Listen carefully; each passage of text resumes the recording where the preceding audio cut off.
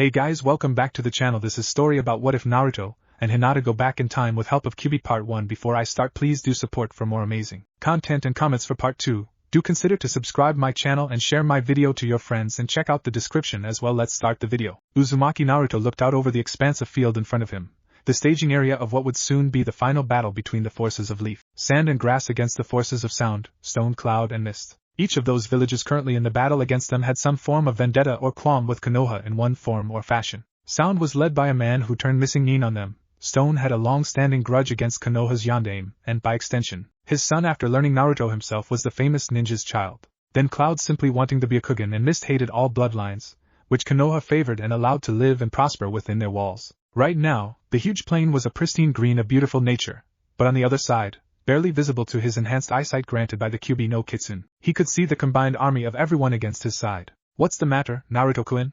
Hyuga Hinata came up and wrapped her arms around her boyfriend of 2 months' chest from behind. We're sorely outnumbered this time around, he whispered. Hinata hugged him tighter to her and nuzzled his neck. Sand has only about 200 ninja left, grass about 1800, and our own are down to barely a 3000. We'll make it through this, Naruto-kun. We also do and always will. Naruto was silent a few minutes as they both took in the world around them. I have an idea as to how I can have their numbers, but I'll be useless afterwards. Naruto knew he was in it deep when she stopped her nuzzling. The fingernails digging into his chest were also a good hint. You're not using that jutsu. Her voice came out as soft as always, but he couldn't miss her killer intent. It's too dangerous. Don't make me use it to keep you from doing this. Naruto sighed and turned towards his girlfriend, already knowing he couldn't get into more trouble. I can take out at least half of their numbers in the beginning, my Tenshi-chan. I can make things that much easier on our soldiers. He grabbed her hands and pulled them together in his own and kissed her knuckles.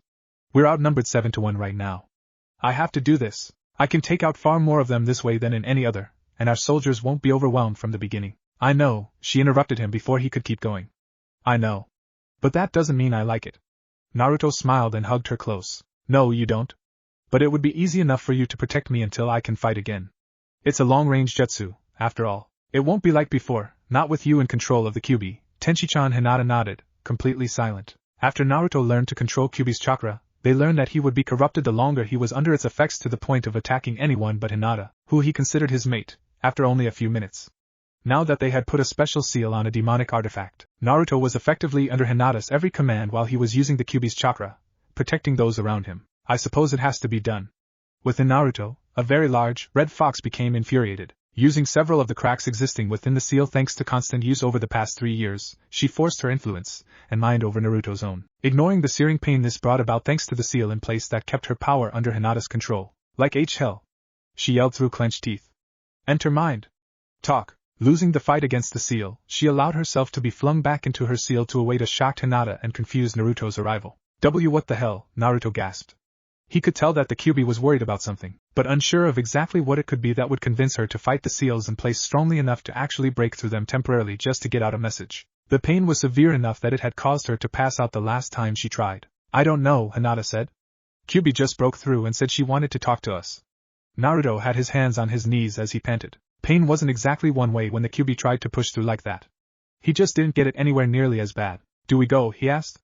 Hinata shrugged in return. We've not got anything to lose. Naruto nodded and mumbled about masochistic, bastard foxes. The two went to Hinata's private tent next to the Godaime's for being her current apprentice, and sat cross-legged on the ground, facing each other with their knees touching, and began to meditate with Naruto taking Hinata directly into his mindscape. It had changed over the years, becoming more of a large building with rooms filled with symbolic representations of all that he knew, but neither was willing to spend time going over everything and instead went to the library. It was the one place, aside from her room, that the Kyuubi would frequent. She refused to say why, but it was rare for her to not be there. Sadly, Hinata's control was only over the Kyuubi's power, and not the Kyuubi herself. Stepping into the room, they saw the Kyuubi in her human form sitting in a very large, overstuffed, leather chair. It was the only thing in the room that was of gargantuan size aside from the bookshelves themselves. She easily sat on the cushion that was large enough for all three of them with plenty of room to spare. As she looked up, her red eyes glinted with pure rage as the choker around her neck flared a deep and golden honey color. You, Uzumaki Naruto, are an idiot. Naruto blinked. Of all the things he had expected her to want to say or talk about, that most certainly wasn't one of them. What the hell are you talking about? You put us both in the agony of activating that seal, and that is what you have to say to me. Kyuubi scoffed, and rolled her eyes. Bah! Take a seat and I'll explain exactly what I'm talking about. She waited while the two did just that, wary of anything she may try on them. Now let me start from the beginning, and keep quiet while I talk. There's a lot to get through. She situated herself and set her book down beside herself on the chair. Alright. You know your dad put the Shiki Fion on you, along with a few other seals to let you use my power, and that I can't escape without instant death for the both of us, correct? Still confused, both Naruto and Hinata nodded. Good. Now here's the part that you didn't know.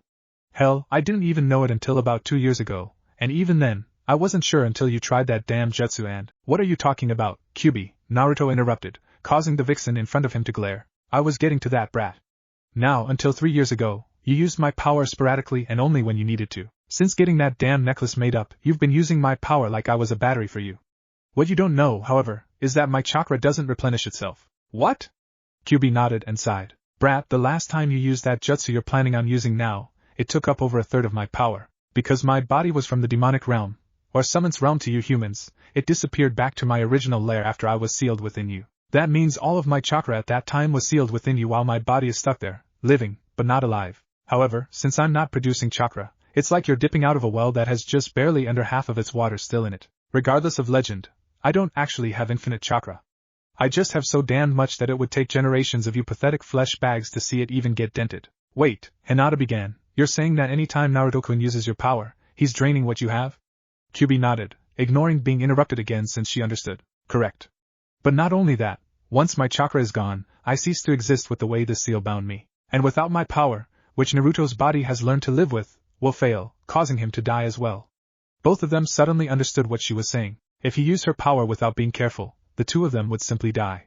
And he was about to do a jutsu that nearly take away what was left. But I have to do this. Too many will die if I don't. I can watch what I use afterwards and— Foolish mortal! Using the jutsu again while you have access to all of my power now will use up almost, if not all, of my power. We will die. That's why the lecture forbid you from using it when you went to rescue the Tanuki. Naruto quickly glanced at Hinata and then back at Kyuubi, thoughts of helping his friends in their battle no matter the cost flashing through his mind. Hinata, however, was the smarter of the two and bashed him upside the back of his head. Don't even think about it. But Tenchi-chan, don't you dare Tenchi-chan me. You're too important to this whole thing than to throw your life away on a jutsu that we don't even know will take out as many as we think it will. Naruto flinched back as she rose to her feet and leaned over him, the Kyuubi watching with amusement. Naruto was a 19-year-old man, one of the strongest of his village even without her own power, and was cowering in fear from the girl in front of him. If time weren't so important, she'd love to watch this continue, but sadly, they were on a very tight schedule. If you please, I have another option available to us. Both Naruto and Hinata looked at Kyuubi in surprise, blinking, as if they'd forgotten she were there. Really, you'd think that I wasn't important or something? Pfft, what do you mean, Kyuubi? Kyuubi sighed as Hinata sat back down and Naruto pressed himself against the far edge, aware from her ire. Listen. I currently have just a little over half of my original power. That is still a massive amount compared to your whole village. What I propose is to go back in time to stop many of the deaths you now have and empower yourselves with your current knowledge. You mean, you can actually take us back in time? Kyuubi nodded and held up a finger. I can and will. Under a few conditions to keep this from happening all over again. Naruto and Hinata looked at each other before Hinata tuned to the demon and nodded. We can at least hear you out. Very well. What I suggest is going back in time, and you not using my power at all. Instead, we do something different. Like what? Naruto asked. While I'm within you, I cannot regain any lost chakra. However, I can— She paused and made a face to show she was highly displeased with this option. Give you the Kitsune summoning contract. You won't be able to summon anyone other than myself, as I'll have to write the contract up, but it will work, and you may summon me for battle anytime you wish. By being summoned, I'll be given my old body and my chakra will replenish each time I'm summoned, so it's a winning situation for us all. That's it. All we have to do is offer to summon you at any time other than using your power? Kyuubi looked a little sheepish for a moment, and looked away from the two in front of her. No. You see, when you go back, it will be only your memories. Your chakra levels, your physical attributes and appearances, all of those will be the same you of your past. It will be just like it was then, only your current minds. Because of this, your chakra control, both of you, will be nearly astronomical, since control is made up of physical and mental energies, the control being mental, and the levels being physical. But to make you both go back in time, or either of you, really, you can't be human. You will need to blend with me a little. Naruto was suddenly skeptical while Hinata was curious. And exactly what does that mean? You will gain increased speed, strength, senses and a thrill for battle. Also, your chakra levels will raise greatly, but nothing like what you have now. You will effectively become Hanyu, or half-demons. Human in all regards with all the benefits. I can control that much, at least. You'll gain tails, ears, clawed hands and the senses like those of a fox, except your hands will just have stronger and thicker nails. But you'll be able to hide these changes at will, so don't worry about that, she quickly said when she saw Naruto taking a deep breath to yell. Doing this at all makes this merger impossible to escape, as it will happen regardless. But you will remain your human selves, though the merger will also create a bond between the two of you. Kyuubi watched as they seemed to think it over until Hinata asked the question she'd been waiting for. Exactly what kind of a bond is that? Kyuubi fidgeted slightly before answering, unsure how they would take this. A bond of mates. Hinata's face erupted into a fierce blush as a huge grin spread across her visage. Naruto himself paled drastically and was about to yell out at the Kyuubi until he noticed Hinata's face. That wasn't the face of a girl who was upset with the idea. Hinata-chan? What do? Naruto looked between the two females nervously. What do you think of this? Hinata got up with a smile and kissed him deeply. That this is a great idea, she said brightly before turning back to Kyuubi. And you still have enough strength to send us all back, even at half? Kyuubi nodded. Yes. You see, everything you know and see outside will cease to exist. We will go backwards and erase everything from the point of our return, and everything will alter depending on what we change. By going backwards, our energies will take over that from whatever we had at that point in time as we go back. Basically, we'll be getting recharged by our past selves as we pass each moment with whatever energy that they had at the time. She waited a few moments while they considered it before speaking again. We really don't have a lot of time to think it over, however. Even getting slight recharges from our past selves, it won't be enough to keep us going. Just allow us to go back that tiny fraction of a second more and, with the war about to start, we can't afford to waste anything. Why did you wait so long to offer this? If it has to happen, shouldn't you have offered it when you realized it? Kyuubi was surprised Naruto had caught that, but answered nonetheless. I would have, but I was honestly hoping to come up with a way to separate us so that I wouldn't cease to exist. She shuddered as the idea of simply not being flashed through her mind. I would rather live in your fuzzy navel than not at all. If I died this way, I wouldn't even go back to hell or heaven. I would simply cease to be. The two humans watched as Kyuubi's eyes widened as she spoke and a frightened light lit behind them. You can't understand how horrible it would be to live hundreds of millions of years and then be faced with something like that. As Kyuubi closed her eyes and tried to calm down and stop her slight shaking, Naruto and Hinata looked at one another, a silent agreement made almost immediately. What do we have to do? Shocked out of her attempts to calm herself, Kyuubi flinched slightly when Hinata spoke before nodding. If you're ready, we can go now. You're already touching, and you're giving permission, which is all I need now. I've had everything else prepared already. There's just one more thing I'm going to ask. Naruto and Hinata watched as they watched Kyuubi squirm in her seat. What's that, Kyuubi? I know I'll have to be good, and I promise to. Even with the necklace you've got now, which you can remake in the past, you'll be able to be sure of that, but she blushed lightly and squirmed a little more before squaring her shoulders. I want you to summon me at least twice a week so that I can experience the world again. I can control my size and transform into my human form that you see now. It's lonely in here all by myself, she finished with a whisper. She had spent years, centuries really, all by herself in her past. But she had always experienced life through her own eyes and her own experiences. Living life through Naruto, and being forced to experience what he did, she yearned for the very same things he had, but didn't have anyone within his mind to fulfill the needs that he ended up with in so many different people.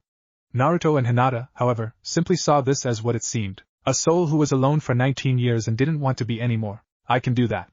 Just make sure you be good, otherwise it ends. Kyuubi nodded before closing her eyes and appearing to concentrate. Suddenly, the whole mindscape disappeared and they watched as every experience they had seemingly rewound itself until things became unbearably white. The room was spinning as Naruto tried to sit up and get his bearings. It had taken several minutes before the back and forth motion seemed to stop, and the room finally steadied itself enough for him to truly look around. He saw dirty clothes strewn about the bedroom, empty ramen cups everywhere and trash cans filled to overflowing. Sweet Kami, this place is a dump, he groused as he crawled out of bed, only to stumble and fall flat on his face. Ow! What the hell? Ha! That was brilliant! What the hell is going on? Kyuubi laughed at Naruto even harder than she was. You're shorter than you were before. You tried to move around like you were before you went back. Haha! Naruto growled about karma and having displeased some god somewhere in a past life as he got up and showered, then put on his orange jumpsuit. Oi, Fox? When did we go back to? He asked as he noticed his old goggles where he always left it until he got his forehead protector. I'm not sure. It doesn't work that way. We went backwards though. Naruto sighed as he realized he was really beginning to dislike having gone back. I guess I'll find Hinata-chan and we can find out.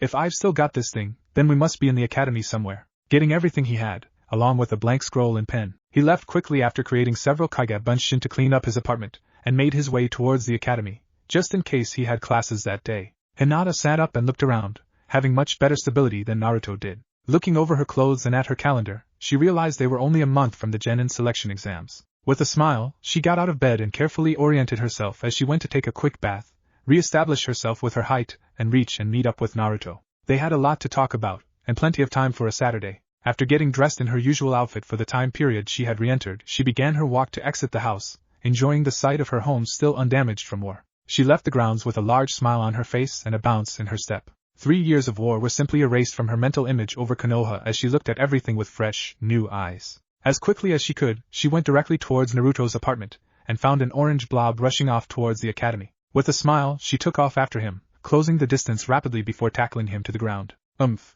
Both went tumbling along the ground, the villagers looking on in shock and curiosity until they came to a stop with Naruto on his back and Hinata straddling his stomach, with a large, cheesy grin. "Hello, Hinata-chan," he wheezed, still disoriented from the sudden attack. "Hello, Naruto-kun."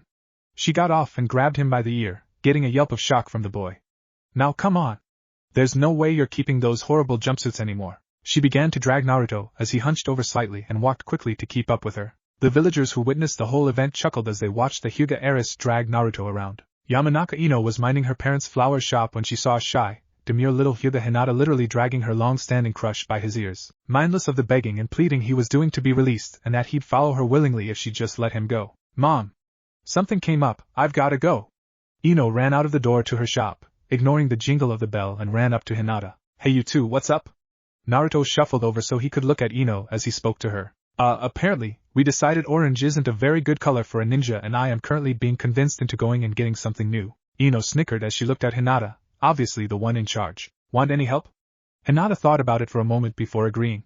In the previous timeline, she had never been one for shopping. It was either a branch member who did whatever shopping was necessary or she went with the girls while they shopped. Ino's experience would be very helpful while looking for deals and, Hinata had to admit, the girl had a fashion sense greater than her own. That should be okay. We're going to be getting him a full wardrobe, and some new equipment, so it may take a little while. Are you okay with that? Ino's smile only became predatory. Very much so. This is what I live for. Naruto squirmed under Hinata's grip, knowing that getting away would put him into the Inuzuka complex, so to speak. Don't I get a say in this? Both girls looked at him, almost having forgotten he was there. No, they both replied, causing the boy to let out a whimper. Hinata turned back to Ino and frowned. I'll allow it under one condition. I don't want to hear any crap about the Uchiha that is unneeded, do you understand? Ino's eyes widened as Hinata voiced her demands, unsure how any girl could not want to talk about him. Why not? Hinata raised her hand sharply, instantly quieting the other girl before forcing Hinata to kill something. Because I have absolutely no interest in him, and would rather not talk about something so mundane, or droll as he is. You have the right to stop me from talking about a topic you don't want to speak about, or talk about the Uchiha with someone else if you meet them, but not to me. Ino still wasn't sure how any sane girl could not like Uchiha Sasuke. The boy was a gift from above. But then again, this was the same girl who liked Uzumaki, dead last, Naruto. I can live with that. Hinata smiled and dragged a squirmy, squeaky Naruto to one of her favorite clothing shops. They were a bit more upscale than Naruto would have probably tried to enter on his own, but she knew they'd cater to him at her wish. The couple who ran the store were simply too professional and nice. As they entered, a bell tingled from above the door, alerted the couple to their presence, and Ino turned to Hinata. Hinata, isn't this a little more ritzy than Naruto can afford? From beneath Hinata's hand, Naruto piped up his own thought. Especially when you brought me before I could get any extra aside from what I carry for lunch.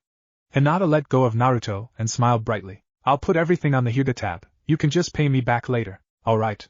Ino was surprised Naruto would allow Hinata to do such a thing. That he allowed it meant he knew he could afford it or thought he'd be able to get out of having to pay at a later time. But that seemed to go against everything Naruto was and his beliefs. She may not know the kid on much of a personal level, but his values were hard to miss. Good evening, Lady Hinata. How may we assist you today? Matsuki, the wife of Dojin, was the nicer and less formal of the two and always treated Hinata more like a granddaughter than client, a fact that almost always gave Dojin a heart attack at the familiarity. It didn't help the man's disposition that his wife was like that with almost every child that entered. Hello Matsuki. I've decided that Naruto-kun here has finally outgrown orange. They all ignored Naruto's grumbling as she continued, and would like to get him looking respectable. We're going for a whole new wardrobe today. Matsuki nodded as she grabbed Naruto's arms and squeezed, more like testing meat before buying it, and then poking and prodding the boy in the chest. Also, Matsuki, could we close down the store while we get our things? I'd like to not be bothered. Naruto was paling faster than if he'd seen a ghost. Just how much do you expect me to get? He was again ignored as Matsuki nodded and simply closed the door and locked it. For the next hour and a half, Hinata and Ino pointed out materials and designs and argued over what he would look best in. After 10 minutes, and Matsuki's taking control and saying he was her customer, she finally sided with half of Hinata's ideas and half of Ino's, making both girls happy and appreciative as the new idea was better than both of their own. From there, Naruto became nothing more than a life-size dress-up doll, getting poked with pins to hold materials up and moved about as it was faster than telling him how to position himself. Ino, for her part, was in a state of confusion for nearly the entirety of the visit to the shop. Unless Naruto was working with his underwear, he had apparently no issues with taking anything else off in another's presence. While she was initially shocked, and then about to yell at the boy for public displays of indecency, she got a good glimpse of the boy beneath the shirt, and her anger was washed away by pure shock. The boy had muscles. While he certainly wasn't near the league of a bodybuilder, he was lean and had muscles that put even her Sasuke-kun to shame. She, and all of the girls, had known when to peek on some of Sasuke's training sessions, and he would sometimes go without a shirt. She remembered being so impressed, but even the last Uchiha had nothing on Naruto. Every movement from the blonde had some kind of ripple effect on the muscles she could see, and that caused her to stand and stare more than help with anything else. Hinata and Matsuki were so wrapped up in Naruto's clothes that they didn't even notice, and Naruto himself had, from almost the beginning, just closed his eyes and allowed himself to be handled as they saw fit. It would be over that much quicker. After an hour and a half, Matsuki had all the measurements she would need and combinations for each item of clothing, and would have them ready in a week. They originally offered to deliver the new clothes, but no one wanted to risk that in Naruto's neighborhood. They didn't get too much, seeing as how they were going to be working out and growing larger rather soon, but they got 2 weeks' worth of clothing for the sake of having it. Ino was very surprised when Naruto offered to buy her an outfit as thanks for her help and gladly accepted, getting a pretty summer dress in a light red color. After leaving, they made their way to Tenten's family's weapon shop. They had nothing against Naruto in the future, so they made a quick stop for Naruto's new equipment there since it was on the way to the ninja outfitting store that all of the Hyuga clan used for their business. They had the best of everything and the widest selection available. They made sure of that when the wealthiest clan solely used them for literally all of their needs. Naruto and Ino followed her into the large store and looked around in surprise at the huge assortment of weapons and jutsu scrolls. "Ah, Hyuga-sama," the proprietor began.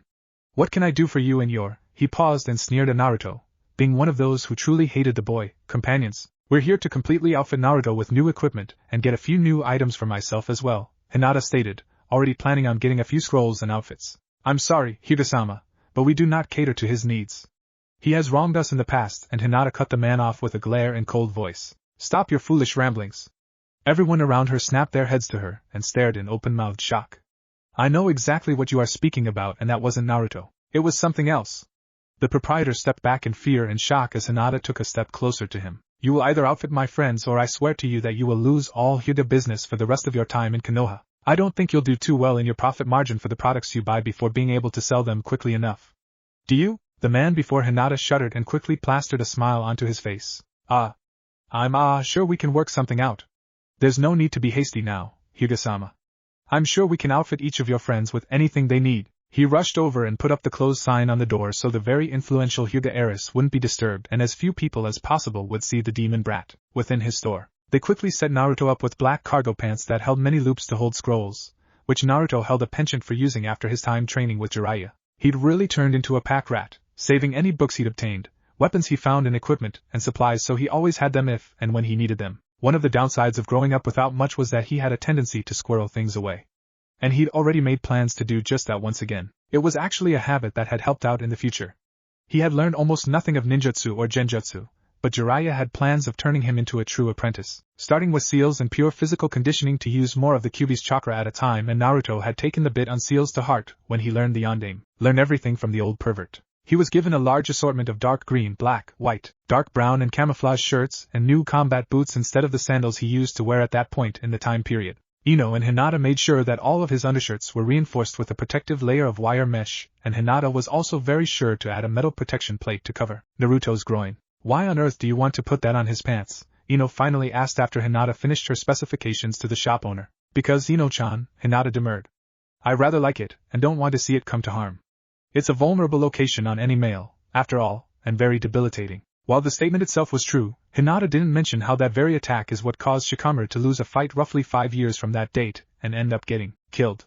To Ino, however, it sounded far more gossip-worthy. "You like it," she whispered, a slow grin showing up on her face. "And exactly what do you like about it? Have you seen something you shouldn't have?" she whispered, leaning in close to the Hyuga heiress conspiratorially. Hinata, on her part, blushed slightly, not having actually meant to say that first bit.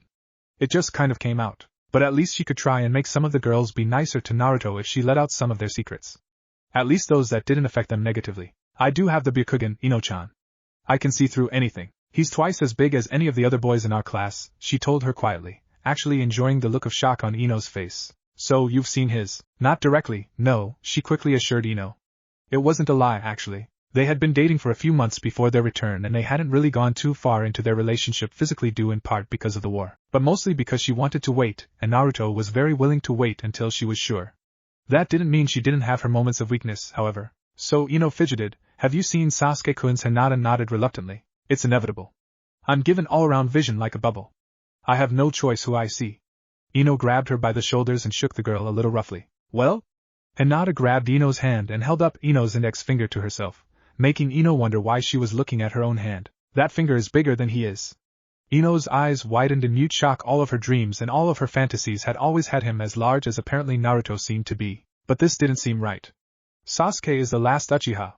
He is supposed to be perfect so he can resurrect his clan. There's no way Sasuke-kun is that small.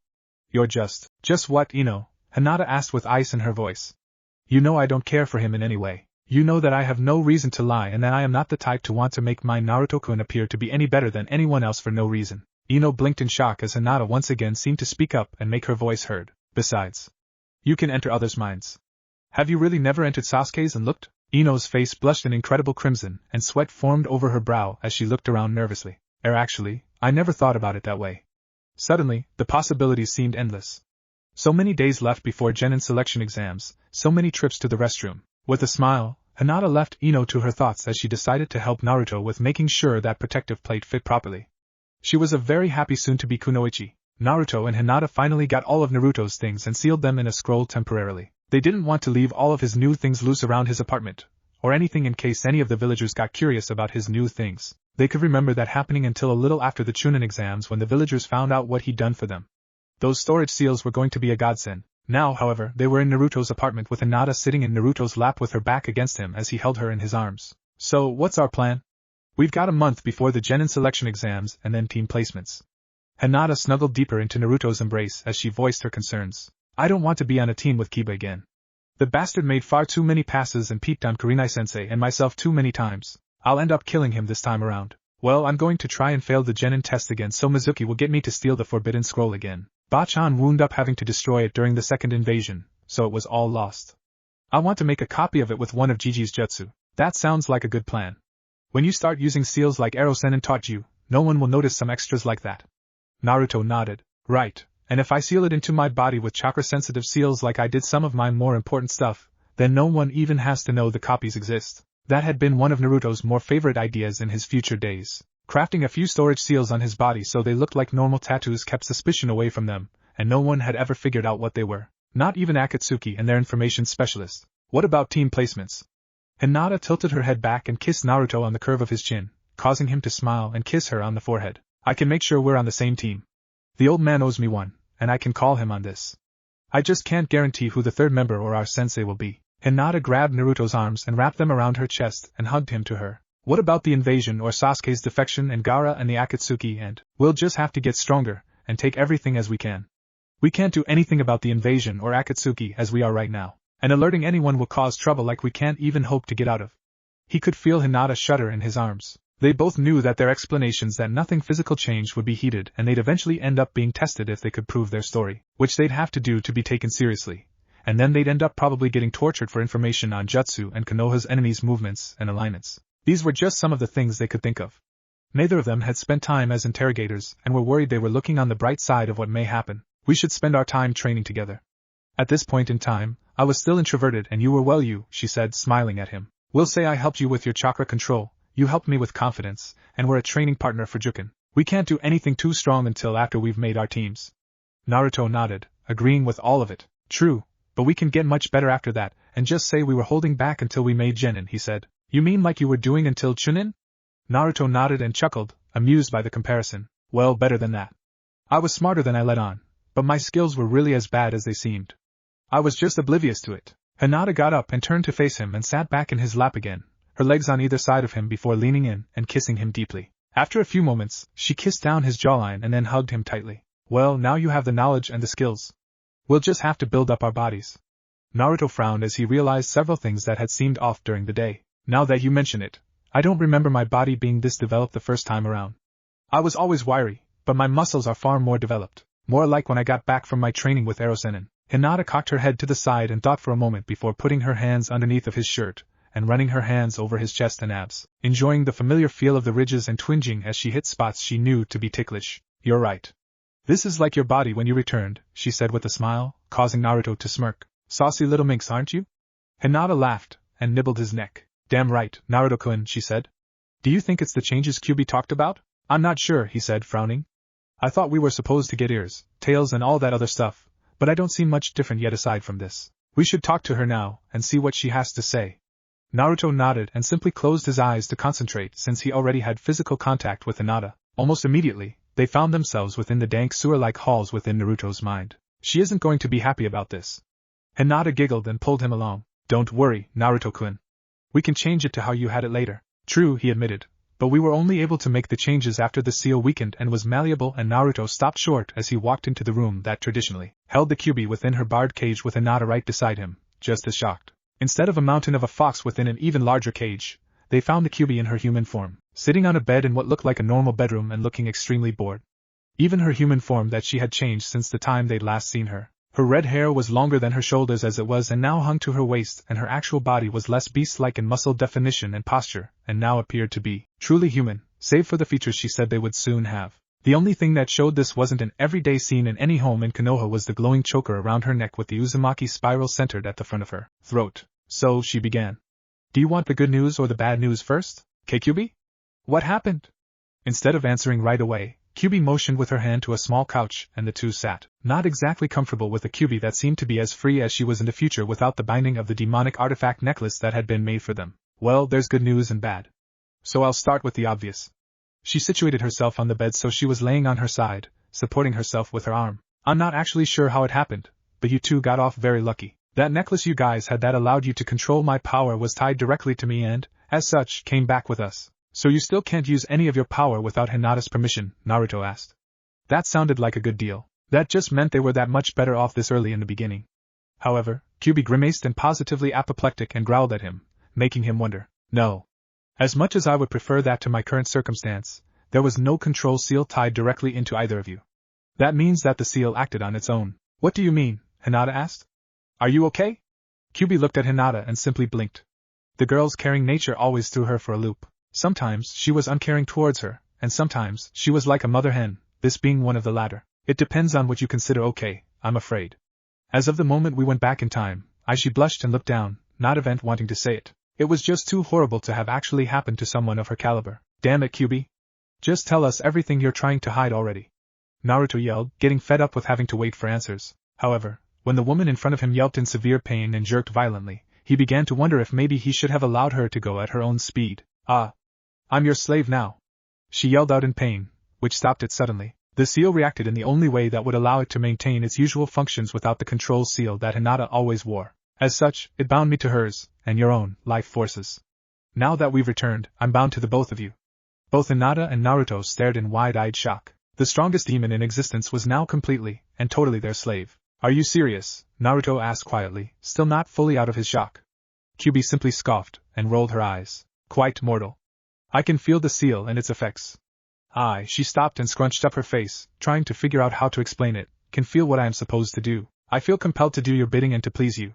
She shook her head furiously, getting rid of the thoughts that flew through her head. Believe me when I tell you that I would have had to have thought long and hard between this and non-existence had I known the affects it would have had. Naruto and Hinata looked at each other before Naruto turned his attention back to the red-haired woman in front of him. So, you have to do anything we tell you, no matter what? Kyuubi grimaced, but nodded. Yes, so long as it is within my ability to do it. I cannot, however, knowingly attack either of you or those you command me not to, or those who are allied to you two specifically. Well, that's Hinata wasn't sure exactly what it was at this point. She'd never been happy with the caged bird seal because it was a milder form of the current situation, but this was complete and total domination. A part of her held no reservations of having a demon under control like this, while the larger part of her felt it was a crime against life. Okay, Naruto said, breaking the uncomfortable silence. We'll deal with that later. I'm not really sure how we can do that, exactly, but we'll just have to think on it. What about my body? And what about the tails and nails and ears and all that other random stuff you told us about? Why haven't we gotten those yet? Kyuubi sighed. This was going to be a long explanation if the boy hadn't become as smart as he seemed to be in the future. Alright. I'll give you the long version and hope it's clear. Basically, when we went back, you had to merge slightly with me, which meant my power. Because I'm a fox, and my power is of myself, it is genetically predisposed to be fox-like. There may not be any physical attribute to it in here while I'm within you, but it was created of my physical fox body and my fox mind. With me so far? Naruto and Hinata nodded, actually understanding so far. Basically, humans had chakra that they had because they were humans and demons had demon chakra. And since so many demons were different, that would explain why it was different colors and felt different. Good. Now, when we merged slightly so I could take you back with me and not start the same history we had before all over again, my chakra changed your own, but made you a little foxy, I suppose. Basically, that means that you have your normal human bodies and thoughts that you started with, and added a little fox into the mix. What does that actually mean? Naruto interrupted. Are we turning into foxes or what? No, the Kyuubi sighed again, you are not turning into foxes. At least not fully. You see, when we merged to allow you to come back, you each had some of my chakra put into yours. Well, a lot is more accurate. Because of that, once you entered your previous bodies, that merger began to slowly change your physical forms to match your Hanyu forms you will be getting. Basically, the regeneration you, Naruto, already had, is fixing you to what it believes you should be. And now, Hinata is the same. It's just happening in Naruto a little faster because I'm inside of him, and there's that much more of my own chakra. So, you're saying we could wake up one day and simply have tails and ears and such? Yes. But tails and ears will be among the last things to come about. Well, in a way. Naruto narrowed his eyes as Kyuubi cringed. What do you mean in a way, Kyuubi? Well, I'm inside of you and I can control the transformation. But I cannot do anything for Hinata without being in her to do so. So where I can make certain things change at a time, with Hinata's happening all at once when they start. What? Kyuubi cringed, hoping even stronger than she had since they entered that he didn't accidentally give her an order that meant her life. Well, I can alter the transformation as needed because I've got a direct link inside of you, but I don't with her. Naruto and Hinata sat against each other on the couch in silence for several minutes before the Kyuubi offered another option. But I may be able to keep it safe for her and you both. Naruto eyed her suspiciously, causing her to fidget restlessly. There is a way to break a seal into multiple parts even after its creation. We can do that with the Shiki-Fuin seal and I will be able to be there for both of you to control the changes and my power can be drawn by either of you. But I thought you said we couldn't use your power anymore, Hinata said, causing the Kyuubi to nod her head. You can't. Not like Naruto did in your past. But I can heal you both even faster than your increased regeneration. This will also allow me to come out on my own and offer a mental link like what Naruto shares with me now with you, Hinata. Both Naruto and Hinata could see the benefits of such a link between them. If nothing else, that would have made it worth it. How can we be sure that you are really bound by what we say? I mean, if we do that and you can come out at will, then what's to keep you from hurting anyone? Hinata asked. Unfortunately, there was no way for them to know for sure. They could try to order the Kyuubi to do something, but if she was looking for an out so they would allow her this to escape, then she'd simply do it. However, talking it over, they found that everything was as they were told, at least in regards to what they could confirm. I think, Hinata paused and bit her lower lip while turning to Naruto, that we should do it, Naruto-kun. So far, I have not yet seen a reason not to believe in her. Naruto sat quietly for several minutes before finally nodding. All right. Just to be sure it's been said, just in case. Kyuubi. You may not do anything to bring harm to myself or Hinata except what may be necessary for this to work. You may not harm anyone within Konoha and if you bring about Hinata's death, you must kill yourself immediately. Kyuubi's eyes widened, but she shook her head and thought through the commands quickly. I see no problems with those commands. We shouldn't be attacked as there won't be any chakra transference between the two of you and this isn't dangerous unless you are worse at seals than I think you to be. We should have no problems and it should only take a few minutes after finishing the seals to have it all completed, but it may knock Hinata unconscious for a few hours. And by doing this, and by turning into Hanyu, your reserves will grow quickly, so you'll want to constantly be doing chakra control exercises. Naruto nodded and turned to Hinata. Think we should do it tomorrow morning? As early as possible? Hinata nodded. I'll be by about 6 or earlier. I can't stay at the Hyuga compound too late, or I'll get pulled into getting something done. But if worse comes to worse, I can probably offer a test of the Kaiten and explain that you helped me with the power aspect while I taught you chakra control. I doubt it will come to that, however, she said. She then turned to the Kyuubi. How long should I be out, do you think? Shrugging, the Kyuubi responded. No more than probably 3 hours and as few as just a few minutes. It really depends on how well you take to it. Being receptive to what's happening, it will reduce the time. But writing the seals will take about an hour to be sure we don't mess any of them up, and it will have to cover most of your body. Hinata waved off the need of nudity. I have no problems getting naked in front of Naruto-kun for this, she said, inwardly smirking at Naruto's blushing smile. I trust him not to do anything naughty with my unconscious, naked body. She giggled when she heard Naruto gulp, amused that she could get a reaction out of him. But then she realized this wasn't exactly a good time for it. But she hadn't thought of it before then, and she was teasing him more than even before they went back. Kyuubi, I've been teasing Naruto-kun more today than I did before we came back. Does that have to do with the changes we're going through? Kyuubi nodded. Yes. You will be almost entirely who you were before we came back, but you were given slightly more, I'm not sure how to say it, baser or maybe animalistic ideas and tendencies. Basically you are who you were, but now you have fewer inhibitions towards certain aspects of your minds because it's trying to mix partly with the mind of a fox, say 10%, and your mind by the rest of the 90%.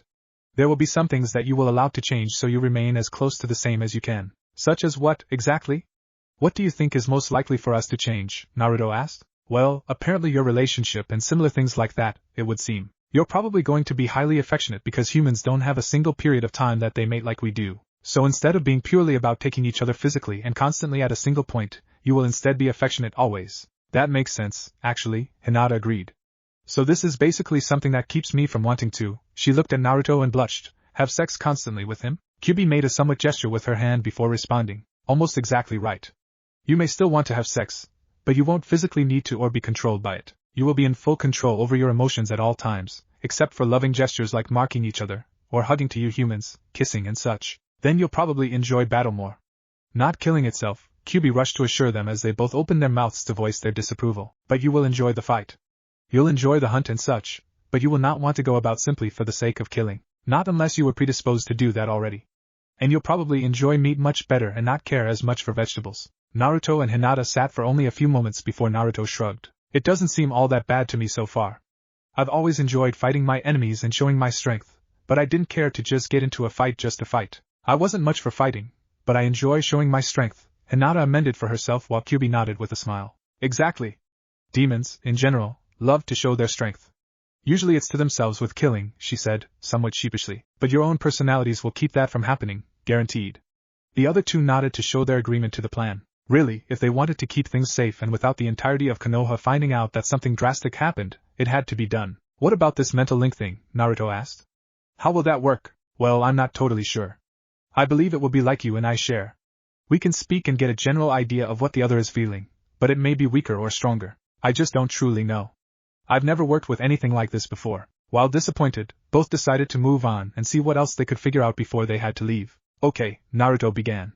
We'll slowly be turning into Hanyu and you can control it, but we have to split the Shiki Fuin in order for you to make sure Hinata's transformation. By splitting the seal between us, we will have some kind of mental link that could be nothing, or give us some super awesome way to communicate to each other, and by going back in time, the control seal we had so your chakra wouldn't corrupt me while using it changed and made you mine and Hinata's slave.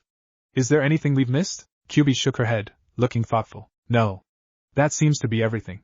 A summoning contract is simply an agreed-upon set of rules and method of actions allowed. With my situation in being forced into whatever you tell me to do, that substitutes any contract you and I could make together. Kyuubi was certainly far from happy about her situation, and that was obvious to both Naruto and Hinata. So we can both use the same summoning seals I used for Gamabunta and the other toads? Yes. You just need to think of me instead of the toad you want. Naruto and Hinata nodded. Hinata was happy Naruto had allowed her to sign the summoning contract not long after the war got worse. It kept her from having to learn it all over again. Alright. So have we got anything else we need to talk about right now? Kyuubi began to shake her head until she saw Hinata's eyes light up and raise her hands slightly. Actually, I just want to confirm, she said looking at the Kyuubi. I won't get to a point where I physically need to have sex and, like I've seen of some animals, just go to any man and Kyuubi instantly shook her head and interrupted Hinata. No. No. You'll be gaining fox-like attributes in that regard. While you would normally be like that as a full demon, where you need the physical mating bit, this is not like that. You may feel extremely promiscuous, but Naruto will be the only male you have any interest in whatsoever. Foxes aren't like wolves, who mate for life, but the alpha male gets his choice of the females and the females are fully faithful, even to the point of getting downright vicious towards males who are too stupid to try and draw the female's attentions or smell that she's been marked. Hinata scrunched up her face and thought, so I may get the urge to have sex with him, but I will never care to have another man? You simply won't have any interest in other males at all. Because of your human side, you can flirt with a man, she smartly ignored Naruto's growling, as your job as a ninja may require, but you will never allow a man to touch you in a manner you reserve for Naruto. Hinata nodded, understanding. I can live with that. Naruto and Hinata awoke back in his apartment, and still facing each other on the couch, Hinata still in his lap, straddling him as they were before they entered his mind. Looking at the alarm clock in his room through the door, Naruto saw it was still before noon. Well, that was quick. Want to go get lunch? Hinata nodded with a beautiful smile. Very much so. They exited his apartment, and began their trek to Ichiraku Ramen. We should start training tomorrow if I wake up early enough from the sealed transfer, and feel okay. Naruto nodded and watched his feet as he walked in thought. Yeah. I'm still trying to get used to being a midget again. Hinata giggled and latched onto his arm. Well, your new diet will work on that and the competent exercise will fix that. Naruto sighed as he realized she was going to control what he ate again. She did it the last time around too. It was just as horrible then. Yes, dear. Hinata giggled again, really enjoying herself. Oh I don't understand, Ino-chan, Naruto said, finally getting fed up with Ino's fangirl ramblings of the last Uchiha. You and all of the other girls in Sasuke's fan club are so dead set on trying to get the team to notice and go out with you, but you don't even step back to see exactly what you're getting into. Ino, who'd been shocked out of her reverie, suddenly turned livid. Naruto baka. How can you say that? He's the smartest boy in the school, is the most handsome, is the lone survivor of the Uchiha massacre, and, she blushed and giggled perversely, he has to revive his entire clan. She let out a squeal as she ran in place quickly, her arms pulled in tightly. Naruto only scoffed and rolled his eyes, gaining her attention again. He'd seen the last Uchiha in the showers before. He'd have a lot of work cut out for him to revive anything. Trust me, you're not missing anything there, he snorted. Though I sometimes wonder if he is. Ino was simply outraged. Baka! You can't say such things about Sasuke-kun. Naruto simply quirked an eyebrow at her. Oh? I tell you what. If Hinata-chan and I offer to keep watch over your body, why don't you take control over him and take him to use the restroom and check? We won't tell anyone about it, and you'll have the singular ability, of all the girls in Konoha, to say that you've seen his little Uchiha up close and personal. Naruto watched as Ino's eyes widened to epic proportions and a delicate blush spread across her cheeks. How could she honestly never have thought of that? It was brilliant. It was genius. She would have that much over on forehead girl. Why you'll watch over my body, she asked quietly, and Hinata too? Naruto nodded as he motioned for Hinata to come over and explain things to her. Hinata looked at the girl as if she were about to do something that she shouldn't have to experience, as she promised to make sure her body would remain safe. Biting her lower lip, Ino finally nodded and silently slid in between Naruto and Hinata and lined Sasuke up in her sights before launching her spirit at the dark-haired Avenger, who barely flinched as Ino oriented herself in his body. Quickly looking around to make sure she had control, Ino, now Sasuke, raised her hand to be excused to the restroom and quickly left. Naruto-kun, Hinata whispered, should we really have let her find out like that? I mean, even if that wasn't wrong, it is an invasion of privacy for Sasuke. Naruto smiled and shook his head. Yes, it may not exactly be the morally correct thing to do, but it should keep her from chasing after the team and allow her to focus on truly being a kunoichi, which may save her life later on down the road. Hinata seemed to think about it for only a moment before nodding. You're right, I suppose? I just wish whatever she'd have wished was lost as a terrified scream tore through the academy. There was some very loud thumping before Sasuke, with Ino in control, tore up to Irika and grabbed the man by the collar of his shirt and jerked him down to eye level. What the hell is this? Sasuke asked the confused and terrified Chunin teacher. I thought all Uchiha were supposed to be hung like gods. But this dash, deciding that Irika really needed to understand, Sasuke, still with Ino at the controls, flung down the pants and pointed at it accusingly. What happened to all the stories? It was a dark day for Uchiha Sasuke, as he lost all of his fangirls and fanboys within Konohagakure and had no clue why he went into class one day, top of the food chain, only to come back the next with a status in the village that was nearly as bad as the village pariahs. Naruto could feel a warm hand sliding up his thigh, his side, and then finally down his jaw before soft lips touched his own, bringing him fully into the realm of the waking. Blinking, he could see the smiling face of Hinata looking down at him from her place beside him in the bed. Hey, Hina, he mumbled over a yawn. When'd you get here? Just a few minutes ago. Come on, she said, ripping the blankets off of him, time to get out of bed. We've got a seal to change. As she pulled the blankets, she inadvertently made him roll over and off the bed to the floor with a grunt of pain. Oops, I'm so getting you back for that, he said from his place on the floor. Later, Naruto. For now, go ahead and take a shower to wake yourself up and then we'll take care of the seal. After that, we can talk about naughty little punishments, she finished with a giggle before going to the living room to move things to the side. Before she left the bedroom, she turned her head to face him. Oh, and Naruto? Hurry up. I don't think I'll be able to get out of these clothes alone. With a bright smile, she left a wide-eyed, gaping Naruto to fumble his way to the bathroom. Damn fox sending us back when my damned hormones are kicking in. He spent the next several minutes in an ice-cold shower, being watched by the Byakugan user the entire time. Naruto kept his hand as steady as possible as he drew a series of caricatures over Hinata's bare stomach and chest. Oh, how he was wishing for another cold shower. The fact that Hinata herself was ticklish and holding in her laughter as best as possible, making her breathe deeply and shake in barely controlled fits of giggles, making two very impressive objects jiggle, distracting him each time. Keep your focus, Naruto. Once this is done, you can talk with her about going down that route. The Kyuubi was so high-strung with the near screw-ups from Naruto's distractions that could bring everything to ruin. All because he couldn't keep his damned eyes to himself. Naruto inked several kanji and symbols into a circle just above her left breast and around her heart before making a series of directional control seals down to just above her belly button and crafted a seal exactly as Kyuubi told him. This particular one was a demonic containment seal that was especially used for such purposes as this, containing a portion of a high-volume chakra entity. The details of the seal itself were far more intricate than even his own Shiki Fuin, but required far fewer symbols, since he had a pool of demonic characters that were more specific to his current needs. Almost done, Tenshi-chan. Hinata giggled quietly as he raised the brush from her belly, each stroke tickling her mercilessly. We'll have to do this again sometime, Naruto-kun. She giggled again, enjoying how Naruto's eyes seemed to gravitate towards her chest while her own looked at his erection, thanking the demon within him that seals had to be placed upon his own body as well. He gave a loopy smile until Kyuubi interrupted his staring, again. Enough for now, Gur. Take that kunai and cut straight down the Shiki Fuin and draw the final seal inside the circle over her belly in the blood. It doesn't have to be deep. Naruto did as told, agreeing with Hinata that there wasn't much else that could be done otherwise than to trust the fox vixen. Once done, he pulled back and placed bloodied fingertips in the center of the seal he just drew in blood and the one over her heart, and began to channel chakra. As Kyuubi's chakra leaked out of the changing seal on his stomach, several containment seals drawn around them on the floor to preempt this very problem in case Naruto wasn't perfect on the seal activated and blocked the demonic chakra from escaping so no one would be able to sense the release of a massive amount of energy, and contain it to be absorbed by one of the two within its confines. Luckily, a web of chakra formed around the escaping chakra in the shape of a tube and directed the fox's chakra where it belonged. For roughly 20 long minutes, their bodies stiffened, their backs arched, and neither were able to move as Naruto watched a veritable stream of pure chakra poured into the seal over her stomach.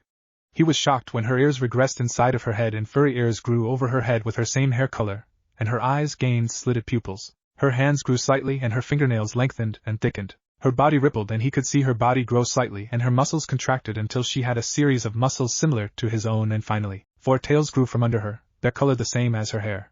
Though unable to see himself, he could feel similar changes to himself. After feeling the last of the chakra flow between the two of them stop, both of them slumped to the ground, Naruto laying beside Hinata with an arm draped over her. His body twitched violently several times before he was able to gain control over his body again. Once he did, he slowly raised himself up and checked Hinata, seeing she was unconscious. Oh sweet Kami that hurt his attention was drawn to Hinata as her foxy features began to recede and made her look normal again, aside from the height change and muscle mass increase.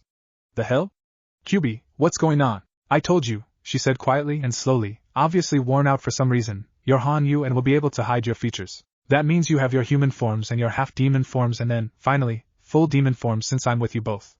You will be able to change between them. She changed back to her human form because she unconsciously knows that form better. So, she's okay? He asked worriedly. Yes, quite. She's just going through the full merger right now. Her mind and the mind of a demon being reformed into one where she will accept parts of her mind for what she wants to be more like and get rid of the parts that she doesn't want. Naruto picked up Hinata from the floor and carried her to his bedroom and laid her on the bed, taking the spot next to her and covering them both up. What about me? Why am I not unconscious and going through those changes? And I thought she was already going through those mental changes. Kyuubi let out a yawn before answering, barely able to remain awake from being split between the two of them. It was, but that was more of a small change for where she wanted it, so to speak. You mean she wanted to tease me more and let me see her naked and such? Kyuubi chuckled. Most definitely. But I thought she wanted to wait. Naruto was completely confused. They had talked about doing things together, and she had wanted to wait until they got married to do anything naughty. He had suddenly realized that she liked him and things progressed rather quickly from that point, and he knew she didn't want to rush into anything to be sure she wasn't a fling on the side and he respected that. Naruto knew she didn't believe that he was that type of guy, but insecurities abound in women who were already very insecure. Yes, she wanted to wait, but she wanted you for so long that it was the one thing she wanted to change about herself at the time. You would have to speak with her for anything more specific, and you are not unconscious because you are far more used to the demonic spirit, and the changes will be very minor since the mental aspects happened with us throughout your life. Naruto hugged Hinata closer to him when she let out a small whimper and shivered, kissing her bare shoulder and tightening the blankets around them. Thank you, Kyuubi. You sound tired also, so go ahead and take a nap if you want. I'll keep an eye on her. Both Naruto and Kyuubi yawned and began to drift off. Thank you, master. Neither noticed her tired response as they both fell asleep. Are you serious? Sakura and Ino were currently attempting to track Sasuke on his jog. They'd lost him almost as soon as they first found him when they noticed each other, but now, they were sitting in a tree, waiting for him to come back and Ino was dishing out her new information. Completely. She had Naruto wrapped around her pinky.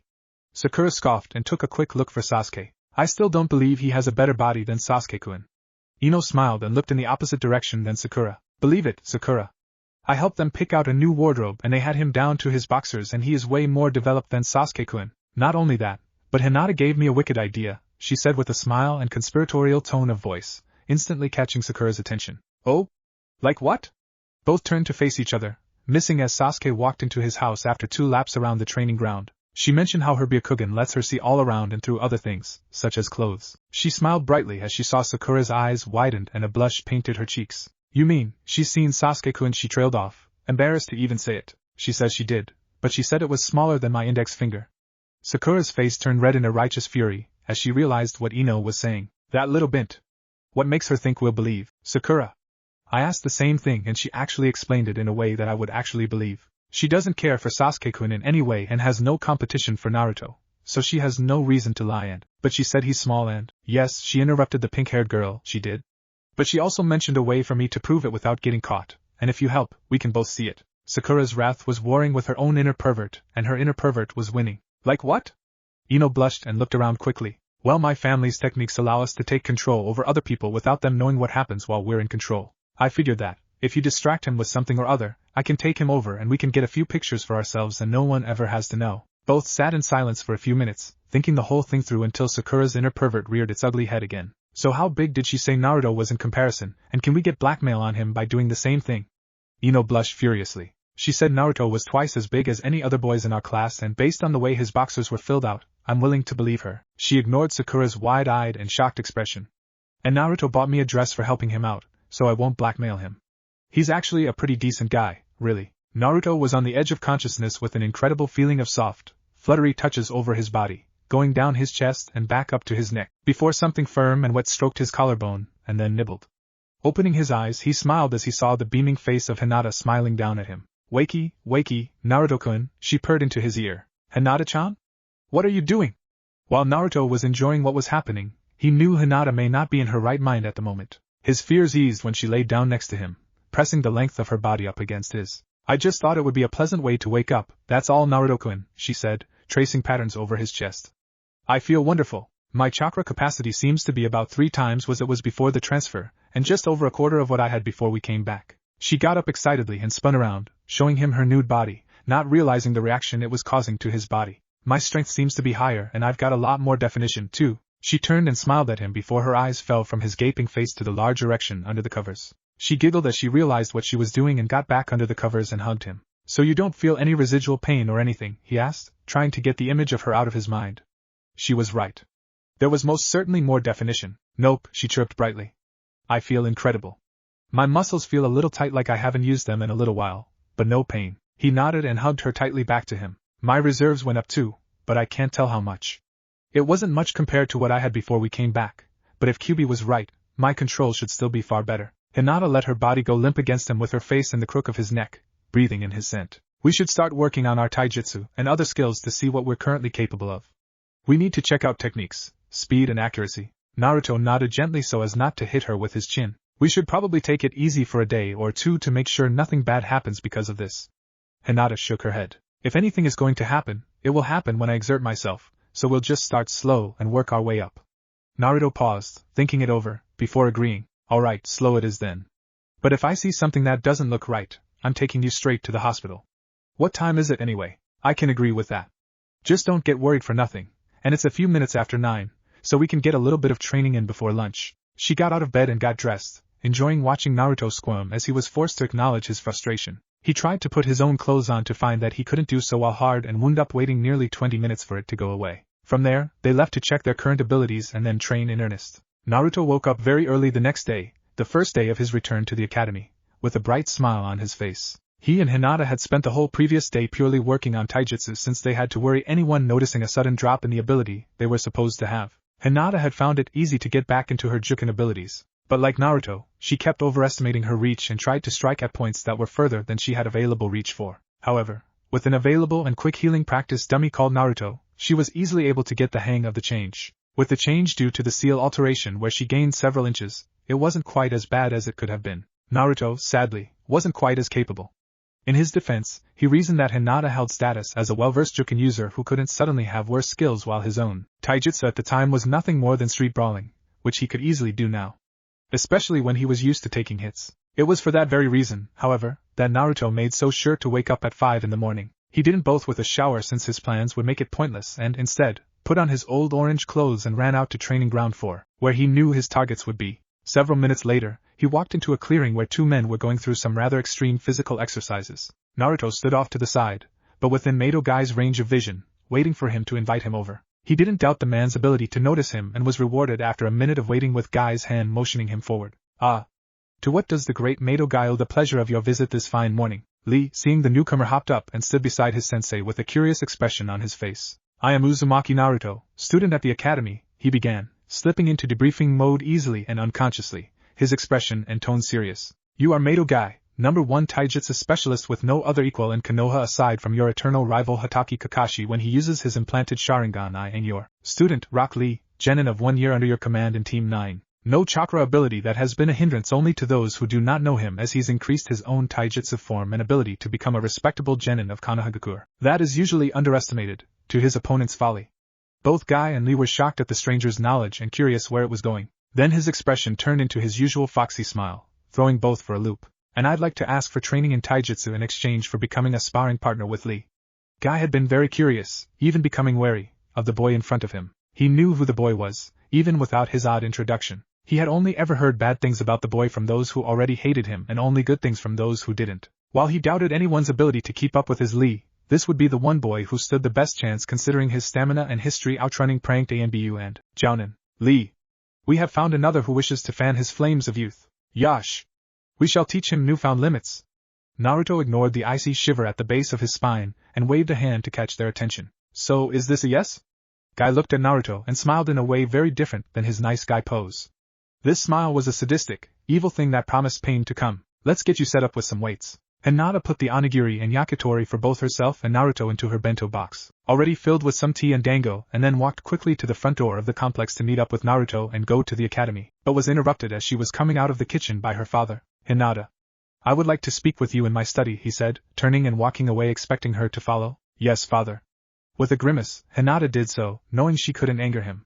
He was her clan head, after all. They walked in silence until they were in his study and sitting in front of each other. "Hinata. We received reports from branch members and from Minichis who we use exclusively for our outfitting needs that you were seen in the company of Uzumaki Naruto and were behaving in a manner that was rather uncouth for a Hyuga, and out of character for yourself. I would like you to explain." Hinata nodded. "Are we speaking as father and daughter, or clan head and Hyuga?"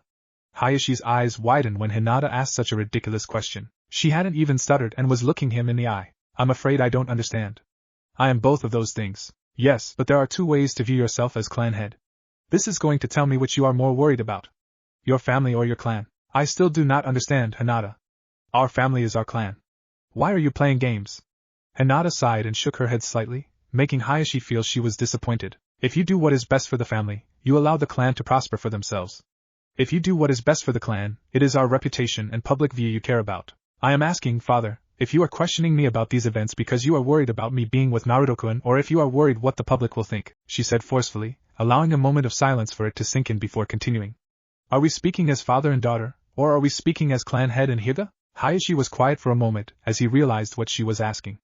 Was he worried about her safety, or the public's opinion of the Hyuga? He had a strong feeling that his answer would also either open or close new paths with his eldest daughter depending on what it was. So he decided to take a chance. "Father and daughter." Hinata simply stared at him for a few moments, causing Hayashi to become nervous though he didn't show it, and finally nodded. "All right." She smiled brightly at him, causing the knot in his stomach to loosen as he realized he probably answered correctly. "I met up with Naruto-kun and Yamanaka Ino on Saturday and decided I was not going to let him keep those horrid orange jumpsuits. So I took him to get new clothes and equipment, since no one would sell him quality things for normal prices due to his tenant, and—" "What do you know about that?" he interrupted with a furious expression. "Who told you?" Hinata simply waved off his concern. "Naruto-kun told me. He knew he could trust me. He wanted me to know what being close to him would mean if it was found out we've been spending time together, and why prices seem to be so high for the most horrible equipment, and why he's not allowed in most restaurants aside from Ichiraku Ramen." Hayashi was confused and appalled at the idea that the boy would be so careless with information about the Kyuubi, or even that he knew. However, there was something far more sinister hinted at in that explanation. Something that scared him to the core. What do you mean by spending time together, exactly? Hinata's face erupted into an expression of confusion and replied in an overly innocent tone. Well, in 7 months, you're going to be a grandfather, she said as she watched him seem to sway and fall forward onto his desk. Giggling, she poked him with her finger. Perhaps that was cruel, but it was worth it. She spent the next several minutes trying to wake him up before finally getting frustrated and performing a minor Suiton jutsu to mist his face and hold it there, causing him to splutter and finally awaken. You what? Hinata giggled again and waved off his expression. I was joking, she said between giggling. We've been spending time together training.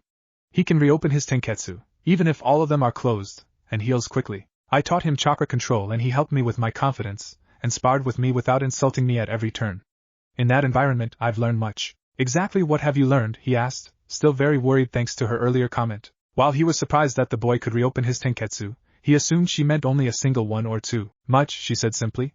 I would be willing to show you after genin placements. That is when we agreed to stop holding back and show what we are truly capable of. He's been doing that with his intelligence and abilities for years because people have hated him for fuzzy. Why would he do that? Hayashi could understand fooling everyone, but that he could have done it for so long and so well was almost frightening to think about. And if the boy had any dark thoughts about what to do with his abilities, they could all be in trouble. Would you want people to beat you constantly for doing well or even average simply because of who you are? Hinata shook her head as if saying no for him. It was self-preservation.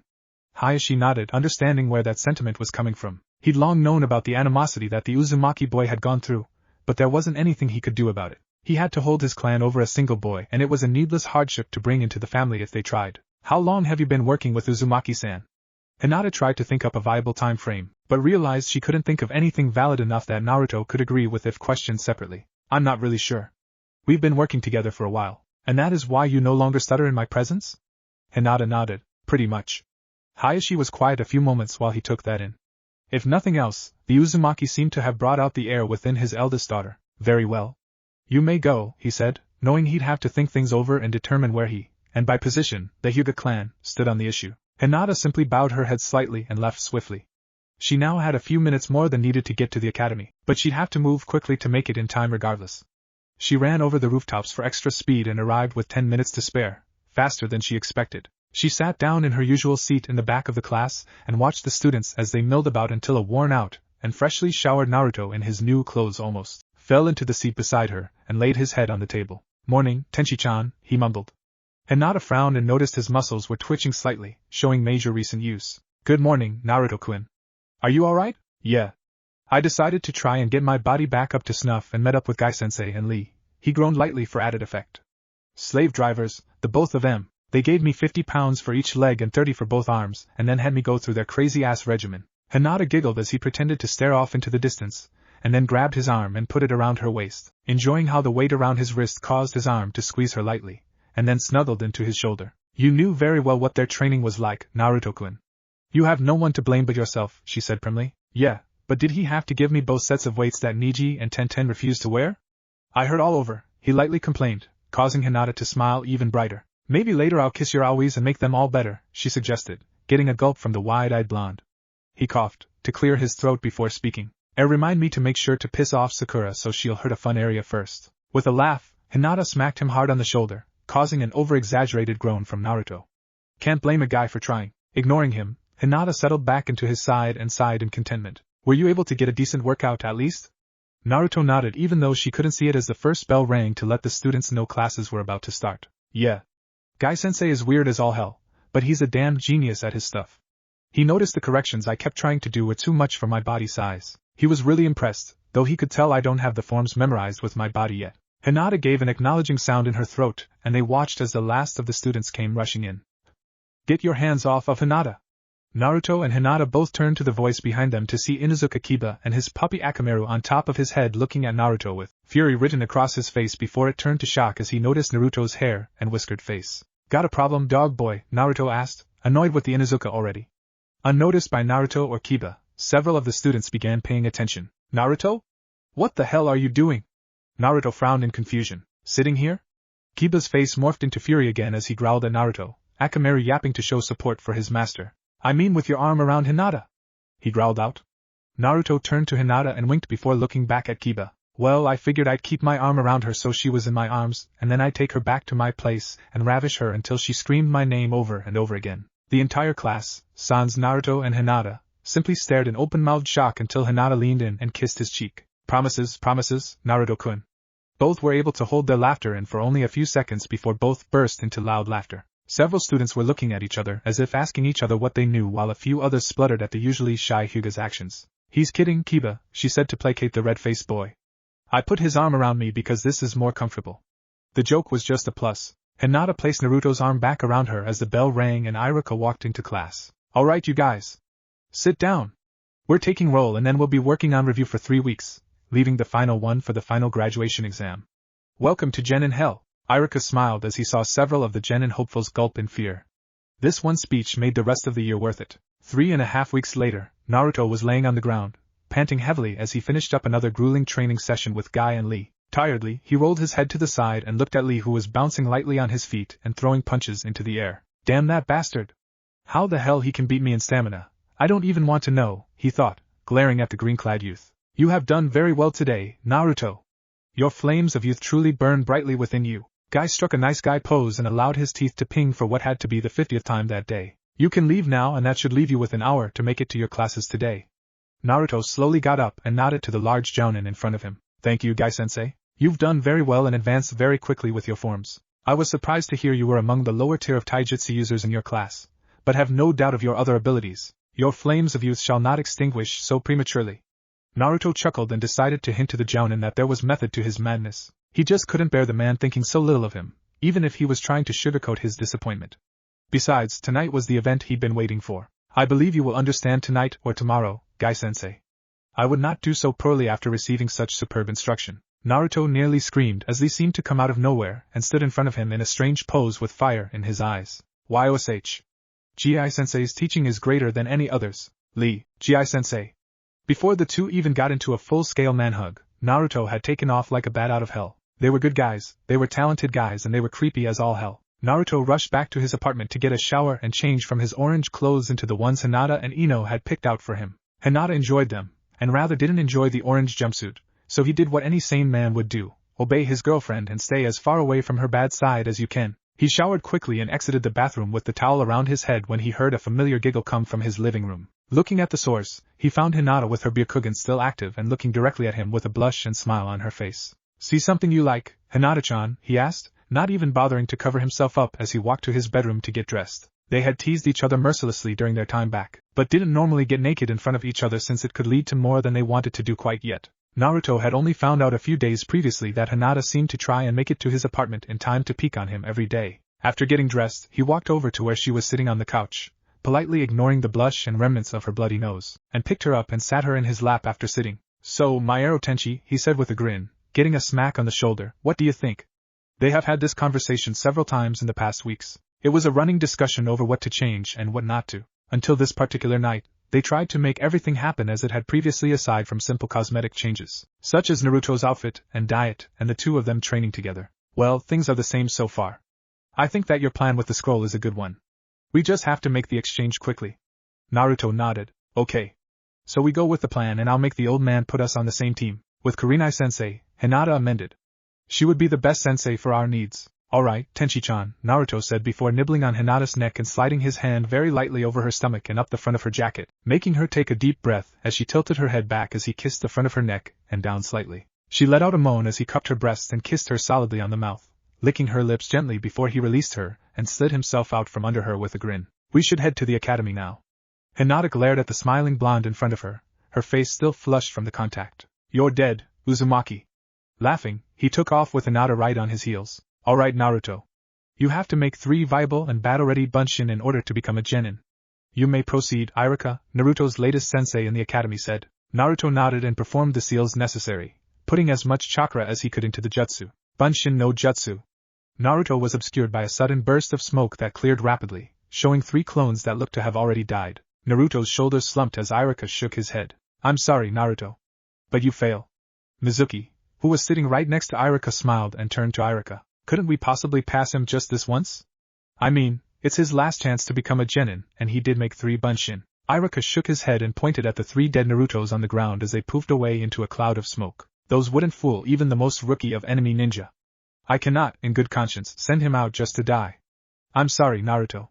But you fail. Naruto turned and fled from the room, pausing only to glance at Hinata as he ran to show things were happening as expected. Just as before, Naruto sat silently on a swing in the shade of a large tree in the yard of the academy. It had been one of his favorite places to sit and think, or just simply be alone on the academy grounds. Right now, however, he sat there, watching as all of the students who'd taken the exam and passed. Every single one of them except for him. The voices were just as he remembered. That's my boy. Tonight, Mom's making your favorite for dinner. We're both really proud of you. Look, Mom. I'm going to be as strong as Dad now. You've made your family proud today, son. We're going to take you and your sister out to whatever restaurant you want. Tonight is all about you. He listened as several families joined in the happiness of his peers' achievements. He couldn't help but to remember his first time around, thinking about his own parents, and the usual questions of where they were, if they were even alive, if they had left him because of Kyuubi, or if he'd simply been lost from them somehow. He now knew what had happened to them, but the first time through this life, he was lost. He could also hear the other voices. The ones who talked about him. The voices that he couldn't block with his usual mask as he sat there, completely enveloped in sorrow. He merely kept his eyes closed, letting the words wash over him and waiting for Mizuki to show up. Look over there. It's him. They say he's the only one who didn't pass. Yeah, it's a good thing too. They should never have let him join the academy, that damn. Sure. It's forbidden to talk about. He was about to get up and leave to find Mizuki on his own when he heard soft footsteps coming up beside him. Naruto turned to look and saw Mizuki standing there, but failed to see the lavender-eyed girl who stood watching him from a distance, even though he knew she was there. You know, Naruto, Irika didn't fail you because he hates you. He did it because he cares about you. What do you mean, Mizuki-sensei? Naruto almost wanted to kill the traitor there, and then but knew it would be better to do it later. Irika was a lot like you as a child. He acted up in class, and didn't do very well because he wanted attention. He, too, was an orphan because the Kyuubi killed his family when it attacked. He sees a lot of himself in you, and he doesn't want to give you something that you didn't earn. He doesn't want you to get hurt by going on missions and not being up to the challenge of going against an enemy and dying. It doesn't matter anymore, Naruto said, sounding dejected still. I still failed the test. I have no choice now but to go to normal school. The disgusted face Naruto made as he said the last two words made Mizuki truly laugh. Naruto was mentally giving himself an award for his acting. This is too easy, Mizuki thought. Well, what if there was a second way? Would you be willing to do your best to take a secondary exam? The widening of Naruto's eyes was all Mizuki needed for his confirmation. He motioned Naruto to follow him, and they both left to a more secluded area to talk. Unknowingly to Mizuki, Naruto's silent watcher followed. Once they arrived in the training area nearest to the school, Mizuki looked around and began talking again. Alright, Naruto. Here is the deal. There is a program that was designed for students more like the Uchiha and other students who are more like you. For one reason or another, they were unable to pass the normal genin selection exams, but he stressed the word but to make sure he had Naruto's attention with it. You have a sponsor who believes in you. What? You see, Naruto, the job of a ninja is to complete their mission, using whatever skills are available to them. In your case, and those like it where a student may not show his ability on paper or in a classroom setting, we have a test where you are given a fake mission, where everything is set up, and you are judged based on your performance. You must have a teacher who sponsors you, who gets permission from the Hokage, which I have already done, if you will agree to it, and your sponsor gives you a Black Ops mission set up by the Hokage. I'll do it. Naruto was quivering in excitement, as Mizuki laughed wholeheartedly. Things were going exactly the same. Alright, Naruto. If you're that sure and don't want to think it over, these are the requirements. Object 1. You are to tell absolutely no one of your mission. That is why it is considered a Black Ops. Should you be captured, it will be exactly the same as though you were a foreign shinobi. You will be questioned about who sent you and what your mission was and what you know about your own village and such. Object 2. You are to be seen by no one, and anyone you are found by must be incapacitated by any means necessary. You are only a genin hopeful, going against anyone between you and your mission, so they can defend themselves and will play exactly the same as if this were real. They will attack you and they will question your presence. Object 3. You are to be judged on all abilities used, therefore, stealth, speed, cunning and such, all of that will be evaluated, so work accordingly. Now your mission is to break into the Hokage's office and steal a replica of the Forbidden Scroll. He noticed Naruto's eyes widen and decided to head off any questions. It won't be the original, Naruto. It will only have whatever techniques Hokage-sama feels you are allowed to learn. He creates the scroll based on who is taking the exam, but you will not be allowed to keep it. That brings us to the second portion of the exam. Alright. I'm listening. Naruto was smiling like a loon and loving every minute of this. Good, Naruto. Now, the second part is to learn as much from the scroll as you can and then show me what you've learned. After that, we do the evaluation and I will take the scroll back to Hokage-sama, as you are not permitted to allow any harm to come to the scroll whatsoever.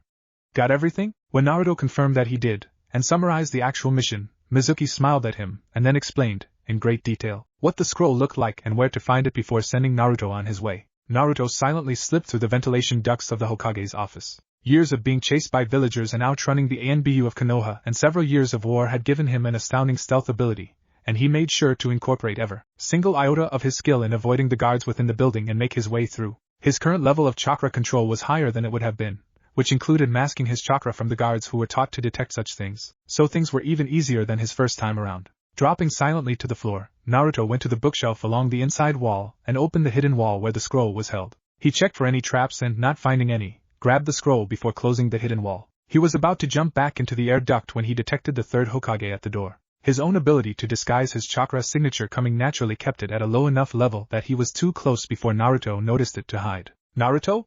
What are you doing with the forbidden scroll?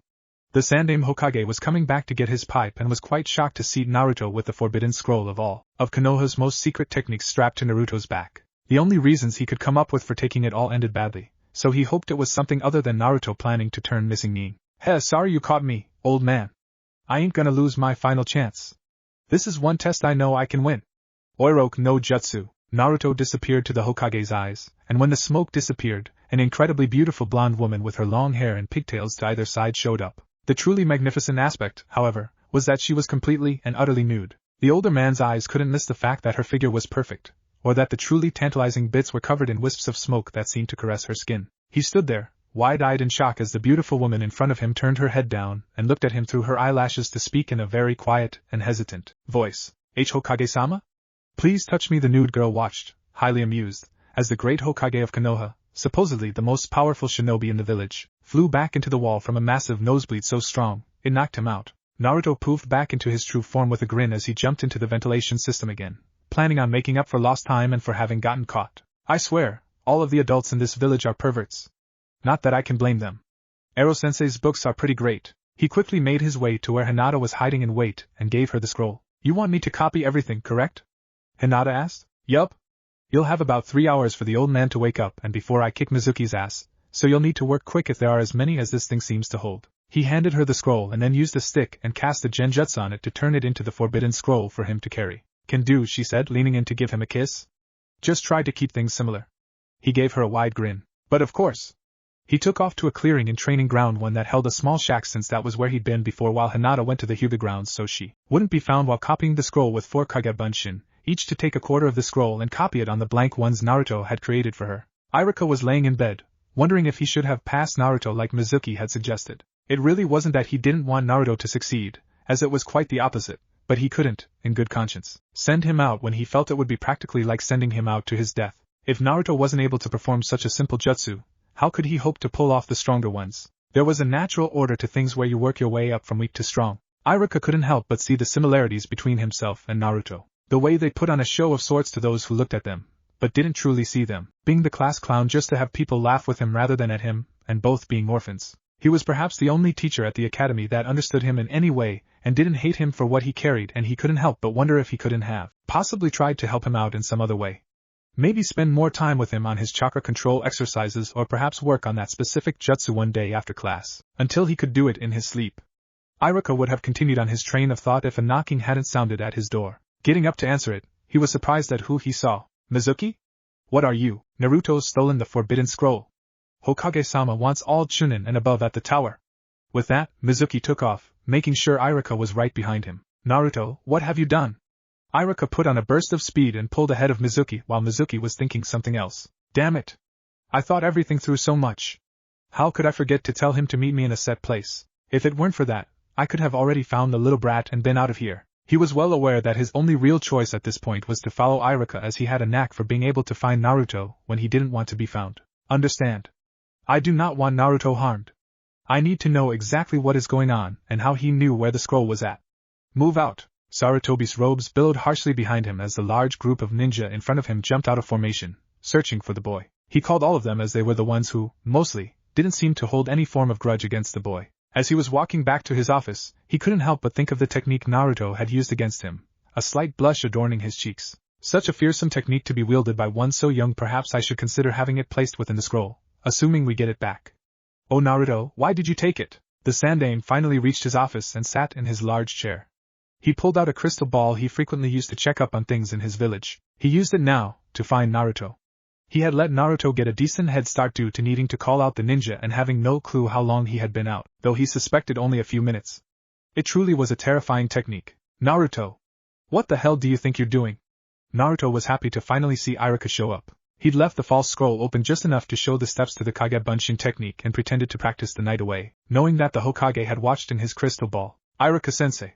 I found you. No, you idiot. I found you. What did you think you were doing stealing the forbidden scroll? Iruka jumped onto the ground to stand near Naruto, who simply burst into a large smile. I can do one of the techniques off of the scroll. Does that mean I pass now? What?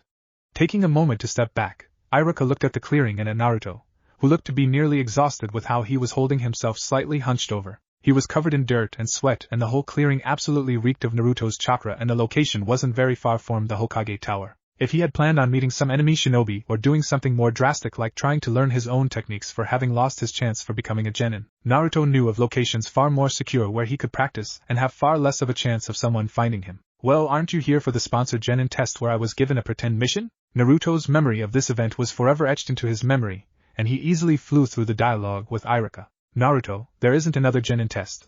Tell me what. So it seems you found him at last. Naruto and Iruka turned to the branches in the trees above them at the same time as the voice of Mizuki spoke. Mizuki! So you're the one behind this. That's right, Iruka, Mizuki said with a sinister smile. Naruto! Give me the scroll. No, Naruto! Don't do it! Mizuki is just using you to get the forbidden scroll. Take it and run, I'll keep him busy. Iruka was inconspicuously trying to move between Mizuki and Naruto, using his sudden head movements and yelling as decoy to his whole body shifting as he moved. Naruto! Would you like to know why so many people hate and despise you? Would you like to hear about the secret that only you are not allowed to know about? Naruto adopted a look of confusion and looked between Iruka and Mizuki. What are you talking about? Mizuki, don't!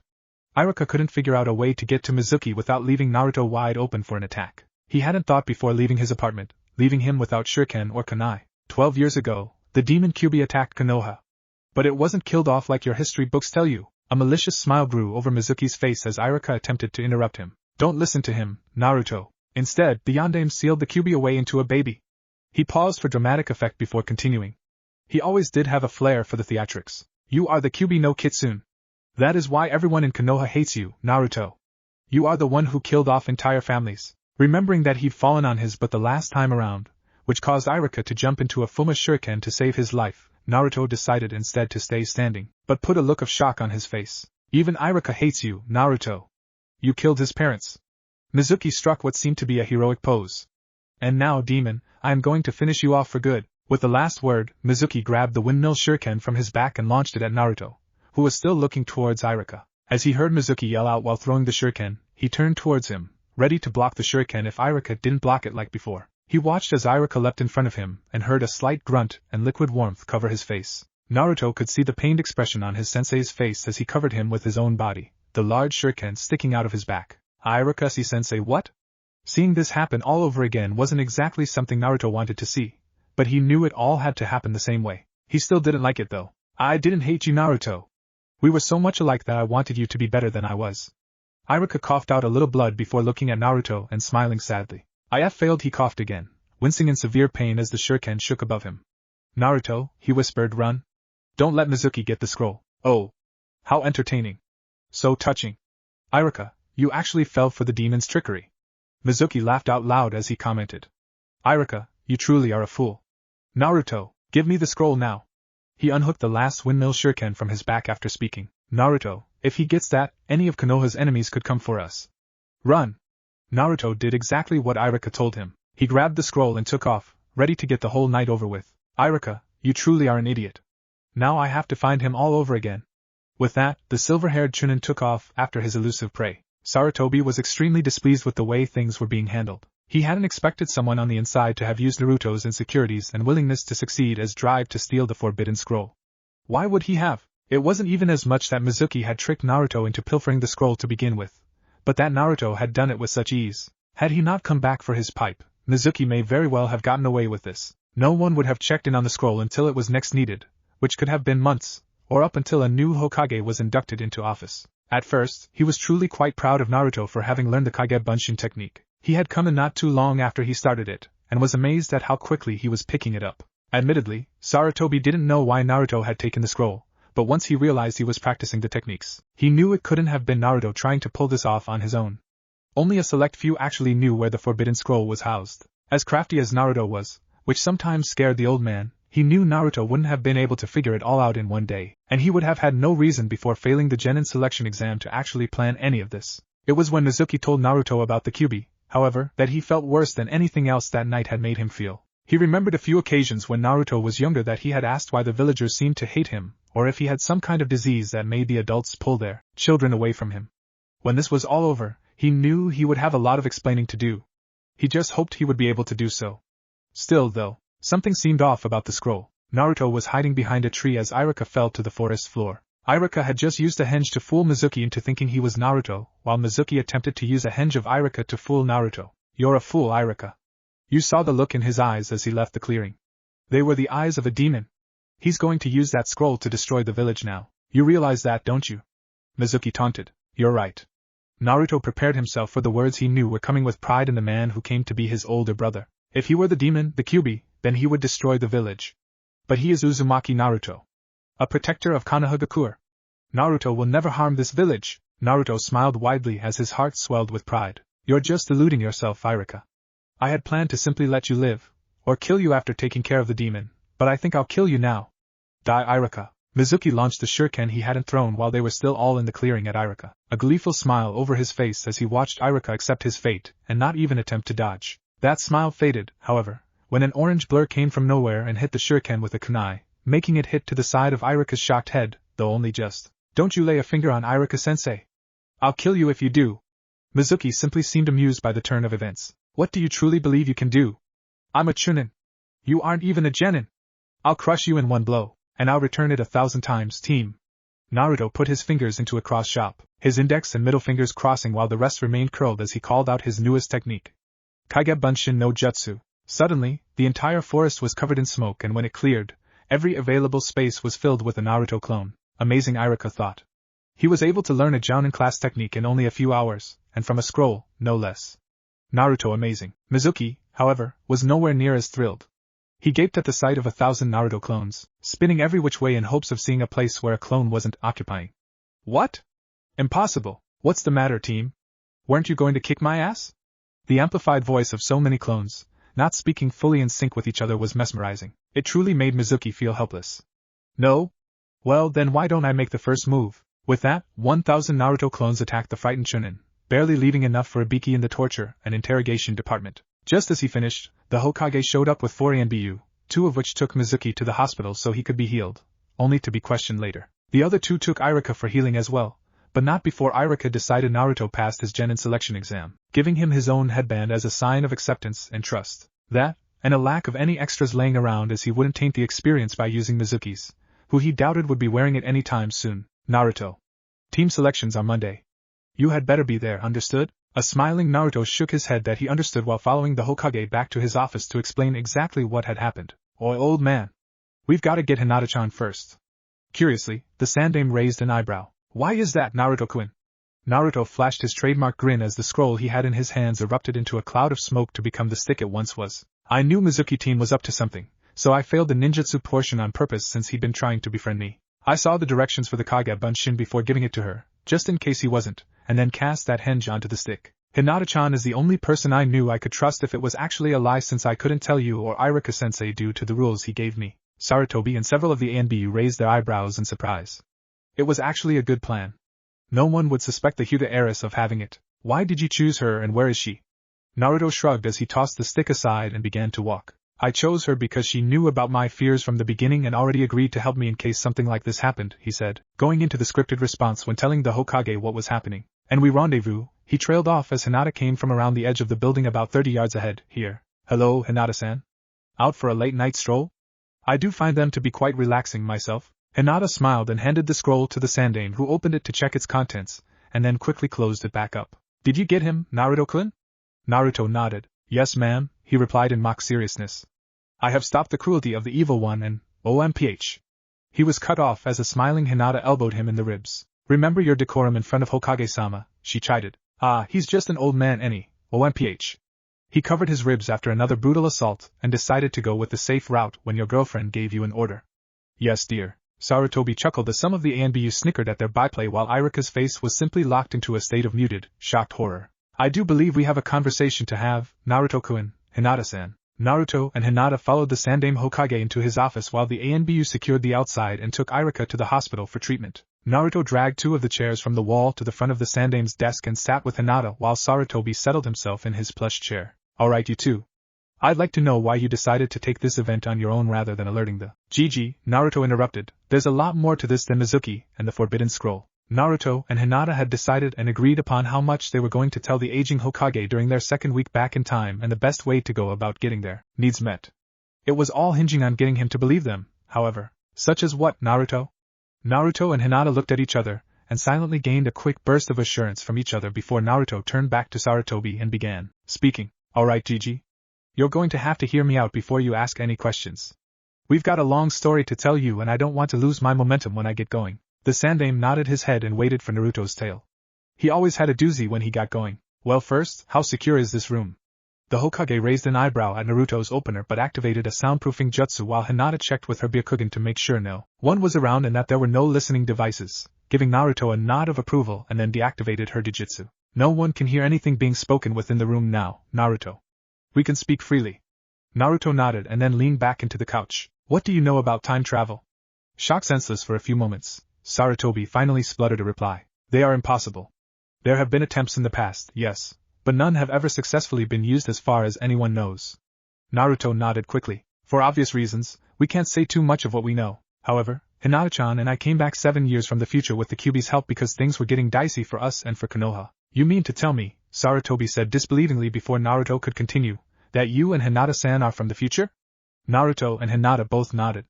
Why? We were at war and things were about to get very, very bad. I had a jutsu that I planned to use that would take out enough of their numbers to leave them only outnumbering us 3-1 instead of about 7-1, Naruto said as the Hokage seemed to pale at the implications. Just for the possibility that this wasn't some sick joke. However, using it would have killed off Kyuubi almost immediately by using all of her power, and I would have followed after not much longer. She didn't want to die, so she offered us this. Who were we at war with? Orochimaru. Sarutobi sighed and pulled out his pipe and began smoke, hoping to get a slightly stronger hold on the situation. I don't suppose either of you can offer me any proof of this. Well, only our memories came back. No chakra, nothing physical came back and no physical changes happened because of the time traveling. So we could only really think of a couple of things that would work, Hinata said. This was a topic she made very sure to overrule anything Naruto thought to offer to tell Sarutobi when it would be too much. Something about what she said seemed off to the aged Hokage, but couldn't catch it right away and didn't want to dwell on it. What things were those, Hinata-san? Hinata gave a pointed look to Naruto, knowing that he knew what she wanted to show the old man. Naruto, always willing to entertain, held his right hand out causing a swirling mass of blue chakra to form in the palm of his hand, his increased chakra control making it nearly as easy as breathing. He looked up to see the Sandaime with a gobsmacked expression plastered across his face. Naruto, where did you learn that? Sarutobi felt a severe case of déjà vu as he watched Naruto form the Rasengan in his hand. Only 2 men had known that technique. One was an old pervert and the other was the Yondaime himself. Naruto simply let the technique die out as he smiled brightly. Ero-sensei taught me about 6 years ago. Suddenly seeing where he was going wrong, he amended himself. Make that in about 7 months. Hinata smiled and looked to the Hokage. We're also aware of who Naruto-kun's parents truly were. Namikaze Minato, Yondaime Hokage of Konoha and Uzumaki Kushina, Jounin of what was formerly Whirlpool before Iwa's destruction of it. Sarutobi slouched in his chair as he realized that the two of them were either very sure of their information and created this elaborate story for confirmation, or they really were from the future. Only 7 people know of Naruto's lineage, and none of them would have said anything. So, it would seem you truly did come back, he said gravely. What are your plans now that you've returned? Well, Hinata began, the last time through, only my team had any actual specialization as trackers. Naruto-kun's team was generalized, and Kakashi team only taught me tree climbing in the year I was with him. Naruto interrupted her, getting a firm whack on the back of his head for his trouble. Anyway, Hinata continued, we would like you to put at least myself and Naruto on the same team. I was with Aburaim Shino and Inuzuka Kiba under Yuhi Kurenai, and she taught us quite a bit, so we can work well under her. Kakashi-san did very little with his team, leaving us with quite a bit of time to work on things on our own if we should be placed with him, and she blushed lightly and couldn't look the Sandaime in the eye. Sarutobi-sama did as little as possible aside from playing shogi with Shikamaru during his team's training periods. We think he relied on the synergy of a Narekeyama group like their parents. Sarutobi's cheeks pinked lightly at hearing of his son's lackluster performances, but couldn't deny the likelihood that it was exactly what he may have done. However, he couldn't give them to a teacher who would teach them nothing. It would be a waste of resources and abilities, so you would like to gain a sensei for a more specialized purpose then. What do you feel your objectives will be for the next several years? Well, we will need to gain skills to get information on Orochimaru, his people, Akatsuki and any other potential enemies. Kumo and IWA took any chances they could to align against us, but we never figured out exactly when they joined up with Orochimaru. We know it was after the Chunin exams, but are unsure exactly when. Why are you sure it was after the Chunin exams? He asked, hoping there was a specific event that he could use to make Konoha shine where they may have failed previously. Naruto frowned and scrunched his forehead in thought. Well, Sound and Sand attacked us during the final stages of the Chunin selection exams when it was hosted in Konoha, so they would have attacked during that if they were going to. We were almost wiped out as it was. But I don't actually know why they didn't attack afterwards. Actually, Tsunade mentioned that one night after she had been drinking a bit, Hinata offered. Had Sarutobi not believed them before, that would have clinched it for him. Word spread through Suna and Oto about how you handled Gaara single-handedly, and they were worried that we had another Yondaime on our hands. She giggled at Naruto's surprised expression. Well, think about it. Gaara is well known as a Jinchuriki of Shikaku and survived, unscathed from over 100 assassination attempts and all of his missions, and you defeated him. They were worried about what you could have done in an invasion situation without having to face a Jinchuriki who released his demon. Naruto smiled brightly, scratching the back of his head in amusement, while Sarutobi looked back and forth between the two of them. What are you talking about? He knew about Sabaka no Gaara. Any major leader knew about him since Suna never bothered to keep the status of their Jinchuriki a secret. It was widely known that his seal was the weakest available, and they had hired Jiraiya to look at it in the past. If he joined in the fighting, then they had to have lost the majority of their numbers. Well, at the time of the invasion, Gaara was still pretty homicidal and killed pretty much anyone. I fought him and won, even after he let Shikaku take full control and possess him. Sarutobi leaned back and took in what he had heard for a few moments before deciding he'd have to think things over before making any real decisions. Until then, he could help the two out in any way possible. Is there anything you feel you can tell me that I should be wary of in the coming months and years? During the finals at the Chunin exams, Orochimaru, who will be under the guise of the Kazekage after killing him, will have you trapped in a barrier of some kind and summon the first two Hokages. You end up using the Shikifuin to kill those two and take Orochimaru's arms, which forces him into taking a new body to survive, Naruto said. It is that very action, as the jutsu to do so can only be used every 3 years at minimum. That gives us 3 years to wait for him after Uchiha Sasuke defects from us to gain power to kill Itachi. After your death, Ero-sensei and I go to bring back Tsunade and her assistant, Shizen, to be the Godame Hokage. During the next 3 years, I go on a training trip with Ero-sensei to learn to control the Kyuubi's power, seals and better taijutsu while Sakura learns from Tsunade. During this time, we lose forces and thanks to hit and run ambush tactics by Orochimaru and Akatsuki devises and implements their plans to gather all of the Jinchuriki for their ultimate weapon, though we have no clue what it is or what their motivations are. Naruto held up his hands in a helpless gesture. As much as I hate to admit it, you're using that technique on Orochimaru to force him to change bodies so quickly is what gave us those 3 years reprieve from most of Orochimaru's plans. He had put everything on hold to train up Sasuke so he could steal his body and not have as much work to do on it, so we'll have to try and figure out a safer way to take his arms from him, Naruto finished, leaning back. I'm afraid that's all we can tell you without going into details of pretty much everything, or things that won't matter. Sarutobi sighed and rubbed the bridge of his nose. Very well then. I will think over what you have told me and form the teams accordingly.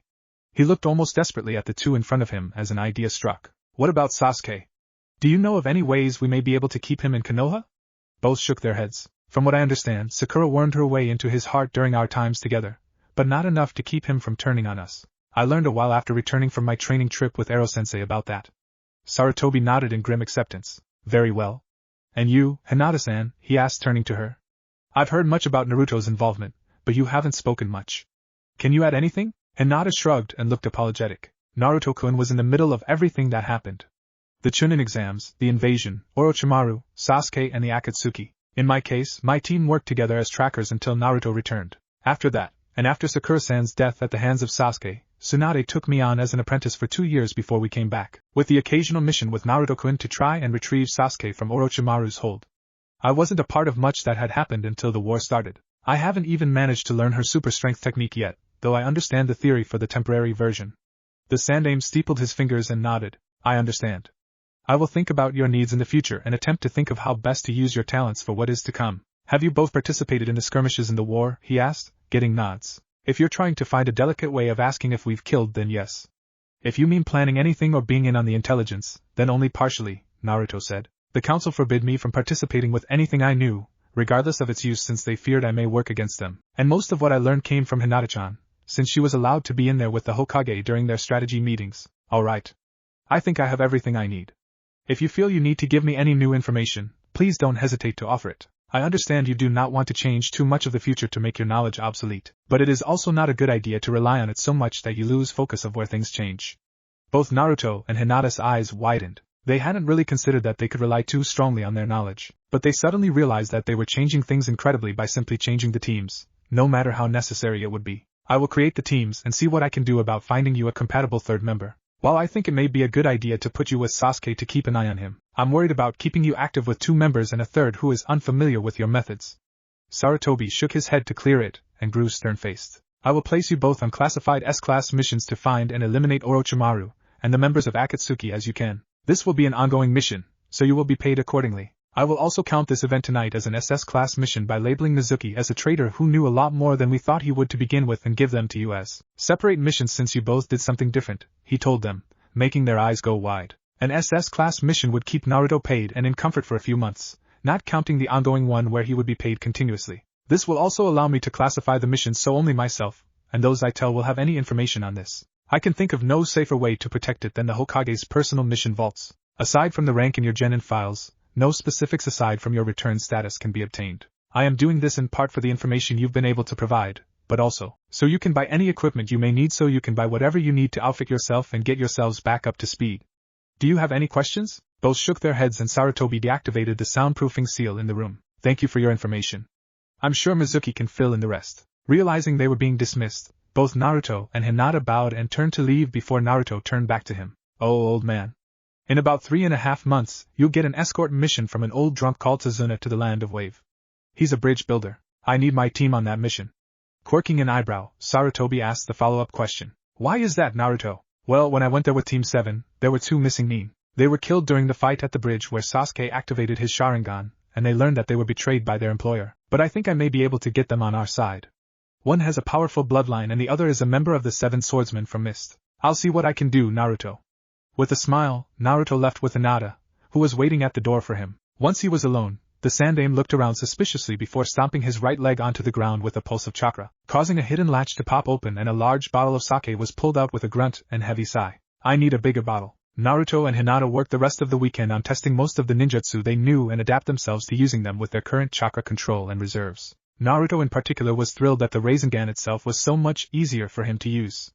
Even adding in his wind element into it was a simple thing for him to do. He just had to limit himself from using it since genin didn't work with nature manipulation. Hinata, however, was thrilled with her own personal skills. All techniques aside from the techniques she knew that were traditionally non-hyuga, she was able to use as freely as she wanted. The only things she had to limit herself from using were some of the more advanced medical jutsu she had learned from Tsunade. She kept most secret like Naruto, but was more than pleased to show them off later. So, why haven't you tried to summon any toads?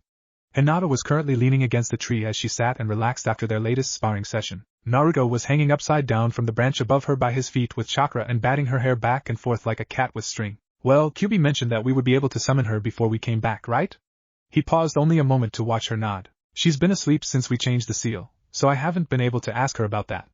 I'm worried about trying to summon a toad before I sign the contract again. I may try to summon a toad, but might accidentally summon her instead, especially since I haven't technically signed the toad contract in this timeline. And she said she could control her size, but she would be big the first time, so I didn't want to risk it anywhere near Konoha. Ah. Good point, she said, leaning back comfortably. Who do you think the old man is going to put with us? I'm not sure, she said. I suppose it depends on what he does with the information we gave him. He could put us with Sasuke to keep an eye on him and possibly take him out if it comes to it, or Shikamaru for his mental aptitude or Shino for his Kikai bugs and what they can do. She shrugged, showing she wasn't really overly concerned while Naruto nodded in agreement. Unless he decides to put us with someone totally new or leave us as our own 2-person squad. Hinata giggled as Naruto began to bounce in place, but laughed outrageously when he bounced too hard and jumped into the ground. We'll just have to see when we get there, Naruto-kun. Now come on, I'm being forced into dinner tonight at home, but you can buy me lunch, she said, grinning as she helped him up. And no ramen, cheeky little minx, aren't you? Naruto had been so excited that he'd actually tricked the 2 leotard-clad men his mornings had been reserved for to run around the village as fast as they could, giving him the opportunity to leave early.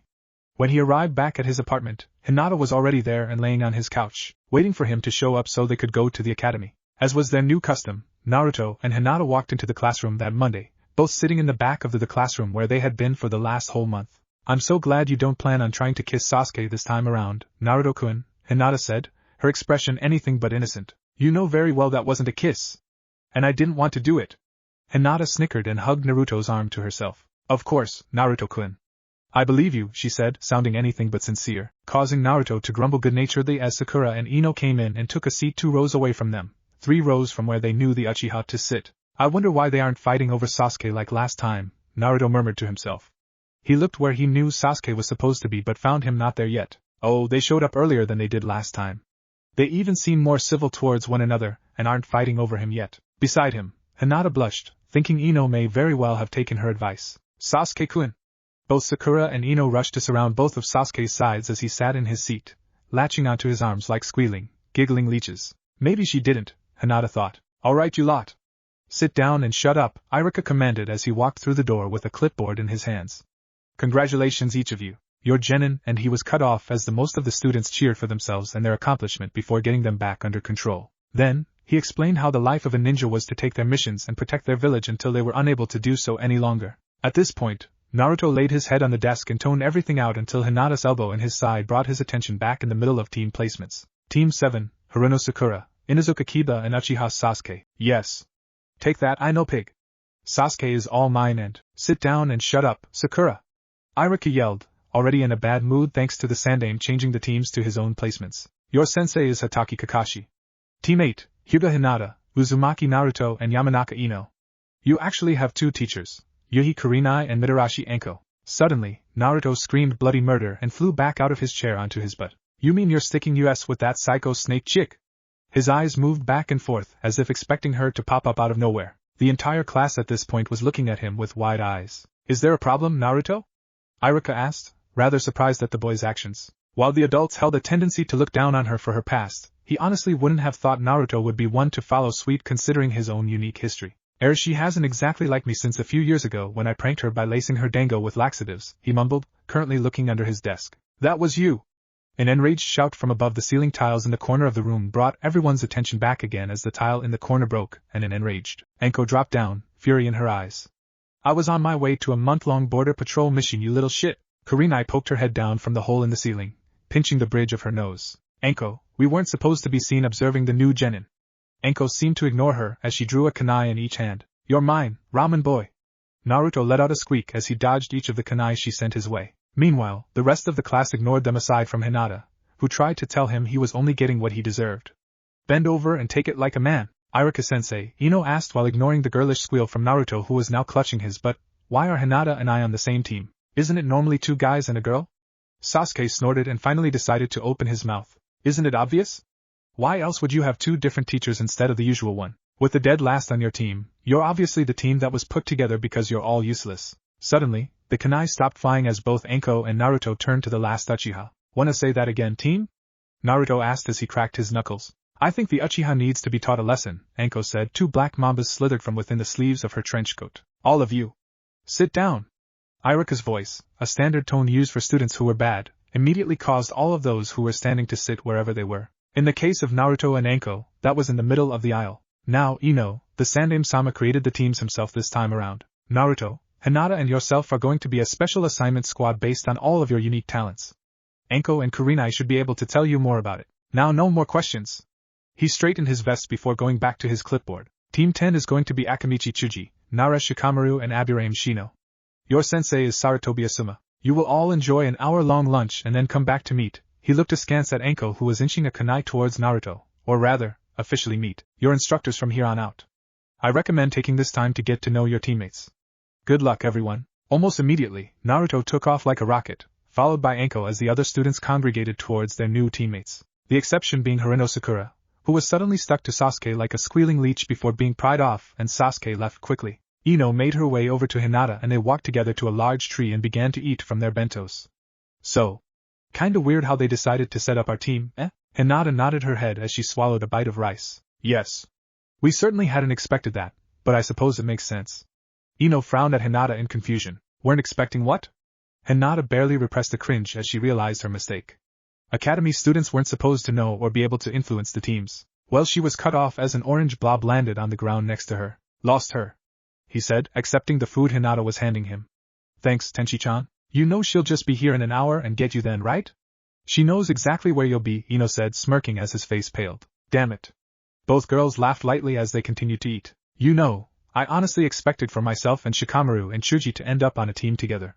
Our parents thought it would happen too. They've even had us playing together since we were born for probably that very reason. Ino shook her head in wonderment of how she could have expected something as almost ironclad and then be thrown for the proverbial loop. Well, we'll see what they have to tell us later, Hinata said, pilfering a piece of tuna from Naruto's plate, while he looked around quickly for any sign of Anko. Teammate with us. Kurenai and Anko led the three kids, Naruto being sure to keep both girls in front of him and behind Anko, out and to the pond behind the academy. They settled themselves by the beginner's swimming section in a small circle. Don't worry, kid, Anko said to Naruto with a casual smirk. If I'm going to get you back, it's going to be when I can make it far more humiliating. Naruto shivered. He knew that smirk. That was the smirk she had when she faced off against Orochimaru and sacrificed her life just to take an arm with her to the afterlife. That was a smirk that said he was doomed. Be nice, Anko-sensei.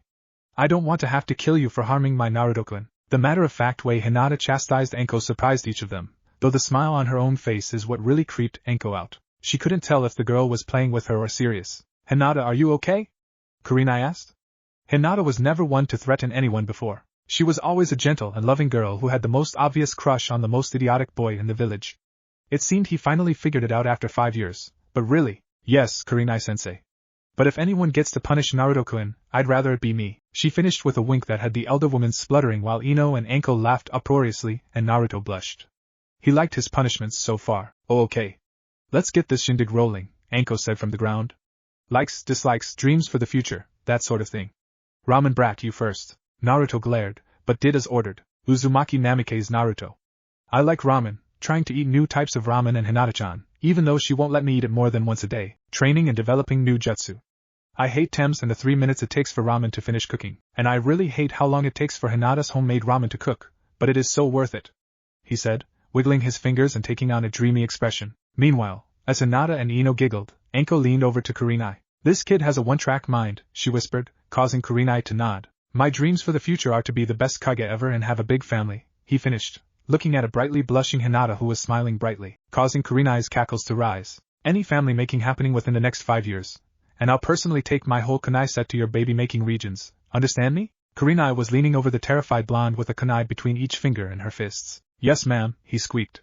After another second turned eternity, Kurenai let up on her glare and motioned to Hinata to go next. Hyuga Hinata.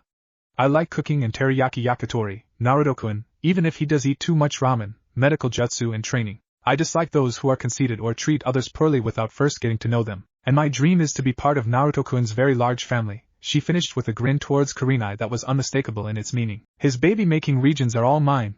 That caused Anko to burst into laughter again, while Ino blushed and snickered. Don't worry, Kurenai-sensei. We don't plan to do anything that far anytime soon, Hinata assured the sputtering woman, bringing her out of her shock. Sighing, she motioned for Ino to continue. I'm Yamanaka Ino. I like flowers, boys and doing better than Sakura. I dislike people who think girls can't be good kunoichi and people who think I'm an idiot simply because I'm blonde, she said, each person around her noting that she didn't mention Sasuke as of yet when she was a known founder of the boys' fan club. As for dreams for the future, I'm not really sure. I know I want to prove that women can be powerful kunoichi and kick-ass when we need to while maintaining beauty and grace. She smiled brightly before going back to a thinking pose, but don't know other than that. It was true too. She used to think her largest goal was to beat the only girl she really thought of as a real rival, Hareno Sakura, to Uchiha Sasuke's heart. However, after spending a short time during the day with Naruto and Hinata nearly a month previously, she tried figuring out why Hinata, heiress to the largest clan in Konoha, wouldn't want to try and snag the hottest guy in all of Konoha. After looking at it objectively, she realized one really big thing. Uchiha Sasuke was a complete ass. He was a diva who used the fate of his family to get what he wanted from adults, and ignored any woman who came his way. Well, Kurenai said, looking at each of them, glaring at Naruto, you have each got admirable goals, for the most part. We'll see what we can do to help you achieve your realistic dreams. Her glare towards Naruto increasing while Anko offered a thumbs up to Hinata before picking up where Kurenai left off to pick on her latest victim. Now, normally we would offer you a test of some form, or another to see if you would actually become genin, or go back to the academy. What do you mean, Anko-sensei? Ino asked. Well, out of all of the genin that graduate the academy, only 9 actually become genin on average. The rest are usually sent to the academy to retrain and try again at a later time. However, by special order of the Sandaime Hokage, the 3 of you will be specially trained, which is why Kurenai and myself are here to train you instead of the usual one sensei like your other classmates. So, why are we being specially trained? What are we going to be doing? Both Kurenai and Anko frowned slightly as they glanced at each other. While Naruto and Hinata knew what was going on, they didn't, and Ino knew that look between her parents enough to know that the two of them weren't totally pleased with whatever situation they were in. We aren't sure what he expects you to do, but we know that he wants us to train you with everything we know: assassination, espionage, trapping, tracking, infiltration, and anything else we can think of that you may need to know, Anko said, noting Naruto and Hinata looking calm and collected while Ino's eyes were about to fall out of her head. What the hell do they expect us to do? Take on an army all on our own? She shrieked, causing Kurenai to raise her hands in a warding-off gesture as Anko snorted. You won't be going after an army on your own, Ino, Kurenai said, smiling gently before Anko picked up again. Yeah. And besides, you and the other girls in your class spent so much time fawning over the Uchiha prick that you're way behind in strength, speed, and ability compared to any kunoichi who could handle a real-time battle, she said before noticing a fierce killer intent coming from Hinata. Wide-eyed, she looked at her before wincing. Well, out of his fangirls, that is. Hinata nodded in a damn straight manner before leaning back. Anyway, you three won't be tested to see if you make genin. The Sandaime told us that you were to pass no matter what, but that we could test you to see where you stand in a real-time environment. Each of the new genin raised an eyebrow as Kurenai finished, and Anko's predatory smirk hinted at the glimmer of happiness in her eyes. Alright you three, Anko said, rubbing her hands together. Test time. Naruto dodged left and leapt off the side wall of the hallway and over the hail of kunai and poison saban as they thudded into the space he just escaped from as Hinata ducked and rolled past an ice jutsu that launched from a seal in the wall behind him. What the hell is wrong with that bastard?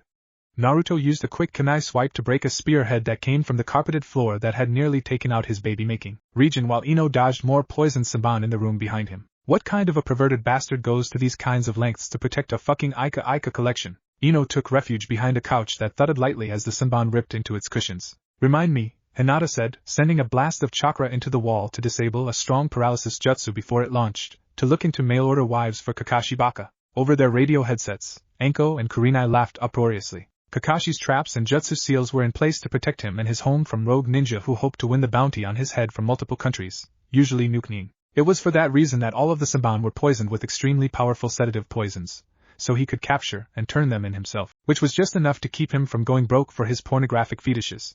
Just barely. Duly noted, Naruto said as he finally broke the hallway and into the large study with a large bookshelf against the far wall where the pervert kept his stash of erotica. He rolled to his feet and looked about suspiciously, noting the lack of hurling projectiles covered in, he hoped beyond hope, wasn't an aphrodisiac sedative cocktail. That would lead to issues he'd really hoped to avoid. I'm in. Hinata landed on the ground next to him, Hibia-kugan active and her eyes looking about warily. I see chakra-sensitive seals between each Ika book. Effects unknown. Several deadly seals around the broken weapon over the fireplace mantle. No guards, seals or traps around his jutsu library, she finished, looking pointedly at Naruto who nodded in acknowledgement. A new trove of stolen jutsu just to keep himself from making a scene, he cackled madly within his own mind. What do you think, Naruto-kun? Our mission is to get as much of his collection as we can. Naruto looked about for a moment before smiling evilly. We go the way of Ero-sanin.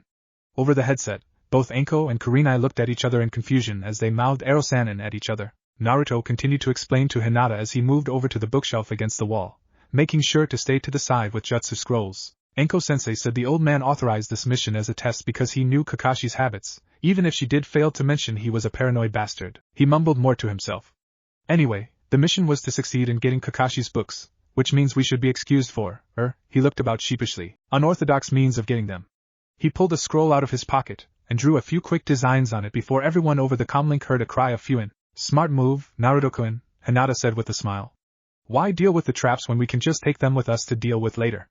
Naruto smiled brightly at her. Thanks. Naruto quickly wrote out a ransom note for the trove of purloined smut, and left it stuck to the wall where Kakashi would be sure to notice it. Guys. I've got something in here, also. Ino called from another room where she was checking for any additional targets. Naruto palmed his face and groaned into his hand. How much damn porn has this pervert got? Hinata patted him on the shoulder comfortingly. You knew he was a pervert, Naruto-kun. It really was expected, after all. Naruto was not very sure if he was glad that he had never seen such horrors in his last time around, when he was a more impressionable youth, or if he wished he had so he would have been more prepared for the spear that had been aimed for his crotch. All bloody 4 of them. I know, but I never knew he was this bad. Ignoring him, Hinata used her Byakugan and looked down the hall. Most of the traps were tripped at once when you reached the middle of the hallway. If we run through from this side, we should make it out just before we get attacked again. Naruto nodded and they rushed through, making their way over to Ino who was in Kakashi's bedroom, just at the doorway. What is it? Naruto asked, looking about the room only to be disgusted. That is just wrong. He noticed a large, plastic doll that was blown up and tucked into the bed on one side with a stack of erotic magazines at the side of the bed with crumpled tissues all over the room and a small television against the wall at the foot of the bed, covered in loose videotapes. Beside him, Hinata dry-heaved. There is no way in hell I'm going into that room, Naruto-kun. Ino nodded mutely in agreement. Are there any traps or anything we need to worry about? He asked, ignoring her remark. Shuddering in disgust, she activated her Byakugan and looked about. The window is heavily trapped, especially on the outside, but there's nothing in the room itself aside from she trailed off with a cringe, aside from evidence of his lonely lifestyle. Naruto entered the room slowly as both girls took either side of the doorway and worked their way outwards. As he got to the television, he noticed a tape halfway into the VCR unit. Looking at the title, he saw Anko torturing Kurenai, 1 hour, 27 minutes. Not remembering anything about this from his past, and knowing that both women considered each other close friends, he snatched the tape out and looked at another tape next to the TV, seeing Anko and Kurenai, dirty escape, 2 hours, 12 minutes. Frowning, Naruto put all of the tapes into a box on the floor filled with many others, but some on the top with different names, and sealed it into the scroll next to the bookshelf. This could be serious. Hinata-chan and I are going to have to go over these and make sure he hasn't been using his Sharingan to make them hurt each other. He looked over to see both girls were unaware of his activities. Hinata knew him well enough to ask questions later, but Ino would cause trouble where the two women in question may be brought into it, and there was no telling what they would do if it was found out. At least this way, they could make a case and bring it to the Hokage if needed. Either of you two ladies find anything else? Ino held a hand over her mouth and nose and used the kunai to move a crusty pair of boxers from over a magazine on the nightstand. Nothing I want to remember, she said as Hinata tiptoed away from a stack of crumpled and used tissues in the corner furthest away from the door. There's a waste basket under all those used tissues, Naruto-kun, and an old scroll. She brushed imaginary dirt from her clothes frantically for a moment before looking at him with pleading eyes. There is nothing of use in the rest of here that I can see. Can we get out of here now? I feel dirty. Naruto nodded. All right. We've got everything we can get, and Kakashi should be meeting up with his team at any moment, and he never stays at meetings longer than he needs to. Oh, thank Kami, Ino said, throwing her hands into the air. This guy is more pathetic than... She paused with a blank look on her face before she threw her hands back up again. Well, there are too many people to say, but everyone I suppose. Hinata giggled as Naruto smiled brightly at her. Ino-chan, you are going to be perfect for this team. Ino struck a pose and smiled beautifully at him. Naturally. Following Hinata's directions to step as she stepped, they made their way out of Kakashi's home. The path much easier since the traps and dangers were mostly already tripped before they even knew they were there and forced to use Hinata's Byakugan. Alright you guys, Kurenai said, amused, as they all met at the rendezvous point. You seem to all be in one piece. Did you complete your mission? Ino bounced up in her seat and flashed the victory sign. You bet, sensei. She changed her expression from happy to furious as she placed her balled-up fists on her hips. But you should be ashamed of yourselves for sending us into that pervert's house. It was horrible in there. Kurenai had the grace to look sheepish while Anko outright laughed at Ino. Girl, it's time you learned that all men are perverts. I mean, look at Naruto, she said, gesturing to the blonde who was simply sitting and watching the proceedings. The first day we met, and he was talking about making babies with his little girlfriend, there. Hey! Everyone ignored Naruto's squawk of indignation. Now I'll freely admit that Kakashi is one of the worst, but you have to suspect that every man's intention, she ignored, but noted, Naruto's killer intent, is to get into your pants. Or rather, get you out of them. Deciding that was enough of a potentially dangerous conversation, Kurenai interrupted Ino's retort. Anyway, Naruto, it sounded like you used the sealing jutsu over the headset, and we don't see any books on you guys, so why don't you guys debrief and tell us what happened? Naruto nodded and did as he was ordered, slipping easily into debriefing mode and standing at attention. Mission objective was to gather any and all Aika Paradise volumes found within the residence of Hatake Kakashi. After breaking into Hatake's home, we found a massive amount of mostly offensive traps set strategically and defensively. All volumes were found within a study on a single bookshelf that also held a multitude of jutsu scrolls and other miscellaneous things. Each volume was protected with an offensive seal. I used a simple storage seal to take the entire bookshelf, with the intention of copying all jutsu and to give ourselves as much time as needed after we were away from the scene to deal with the frightening amount of defensive measures the lonely and obviously depressed pervert took to keep his erotica safe. Hinata palmed her face as Naruto added in his own unique spin to his debriefing. I also left a ransom note stuck to the wall in case you wanted to do anything with this later or if you want to leave a few extra notes and make him run through some hoops, he said shrugging. Either way, it wasn't signed and cannot link to us in any way. And since we'll either never give them back, or give them back later, we may as well make the pervert pay for them. Kurenai blinked olishly as Anko burst into laughter and clapped Naruto on the back. Ha! We'll make a ninja out of you yet, kid! What did the note say, exactly? Kurenai asked. I didn't want a lot of words, so I wrote your protections were not enough, copycat. If you desire your collection back, eat at Mariki Barbecue on Sunday for lunch, and you will receive your instructions, Naruto shrugged. I figured that, if you wanted anything done, we have 5 days to plan and 1 to execute while doing what we can to take on the role of his waiter or waitress. Wide-eyed, both Anko and Kurenai looked at each other and smiled. The kid just set up a perfect assignment for what they were supposed to be learning from them. Well, it looks like we have a team. The 3 genin smiled proudly at each other, pleased with their accomplishments that day. Since Naruto gave us a golden opportunity, we'll work on what we want to happen next Sunday. We'll meet tomorrow morning at 7 right here, alright? Several nods met Kurenai's question and the 2 adults took off to report to the Hokage while the other 3 split up, Ino heading to her home above the flower shop her parents owned, and Hinata following Naruto at his request. Hinata fell backwards into Naruto's couch as he walked over to the television in the corner, and unsealed a large cardboard box. What is that, Naruto-kun? This is why I had you come over, he said, taking out the tape on top and tossing it to her. Her eyes widened as she saw the title. There are a couple with their names on them, so I thought we should see what they are in case he's been using his Sharingan to force either of them into hurting the other. They were best friends in the past. He scrunched up his face before backtracking. Well, our past, anyway. And we never heard about this, so I thought we should look through the tapes and see if we can build a case to take to Gigi if we have to. He took the tape back from her as she got up to look at the titles in the box. How could we have not known about this the first time through? Hinata asked, furious at Kakashi's actions. Kurenai was all but a mother to her the first time through in her life, and Anko, while not nearly as close, was around quite often when Hinata would stay at Kurenai's an extra day or 2 after long missions or after late training nights until Kurenai had started to see Asuma romantically just because Kurenai didn't want Hinata at the Hyuga residence any more than Hinata wanted to be there. What channel does this damned VCR have to be on to make it work? Naruto whacked the top of the black box in frustration as Hinata noticed a new title on one of the tapes. Women's Bathhouse. Anko, Kure, you? Naruto-kun? I don't think these are what we think they. She was cut off by a sudden scream of pain from the now working television and the sound of Anko's commanding voice. Moan for me, my pet. There was a smack as Anko used a flat leather stick against the bare bottom of Yuhi Kurenai, already a bright pink from abuse. Kurenai, who was on her knees and tied to the center of a room by a rope and collar around her neck, did as she was told and moaned through a red, rubber ball gag in her mouth. Oh sweet Kami, Naruto said lifelessly, his eyes glued to the screen. Hinata, her mouth wide open, moved over closer to where he was standing and stared blankly at what she was seeing. I had no idea they were that they did. Her voice trailed off as they saw what happened next, their eyes widening. Very good, pet, Anko said, actually petting Kurenai on the head before removing the gag and standing in front of the still kneeling woman. Now then, be a good girl and please your master. The 2 genin stood in morbid fascination for the next half hour as they watched one of their senseis torture and force the other into pleasing her before the 2 women eventually stopped, kissed and made up, and then left the room, both giggling like Sasuke's fangirls. They watched the empty room on screen for several minutes before they saw Kakashi enter through a window with a canvas sack over his shoulder and take down the camera, watching the door suspiciously the entire time. Hinata-chan, Naruto began, his voice wavering slightly from shock. Was that? I'm not sure, Naruto-kun. Both of them sat heavily into his couch as they tried to process exactly what they had witnessed for several minutes before Hinata broke the silence. I think that, because of all of the titles I saw, that Kakashi has hidden cameras around Konoha. Naruto's eyes widened. What? Hinata nodded as she walked over to the box and grabbed several titles she'd last been looking at and handed them to him. Each of these lists different locations and people.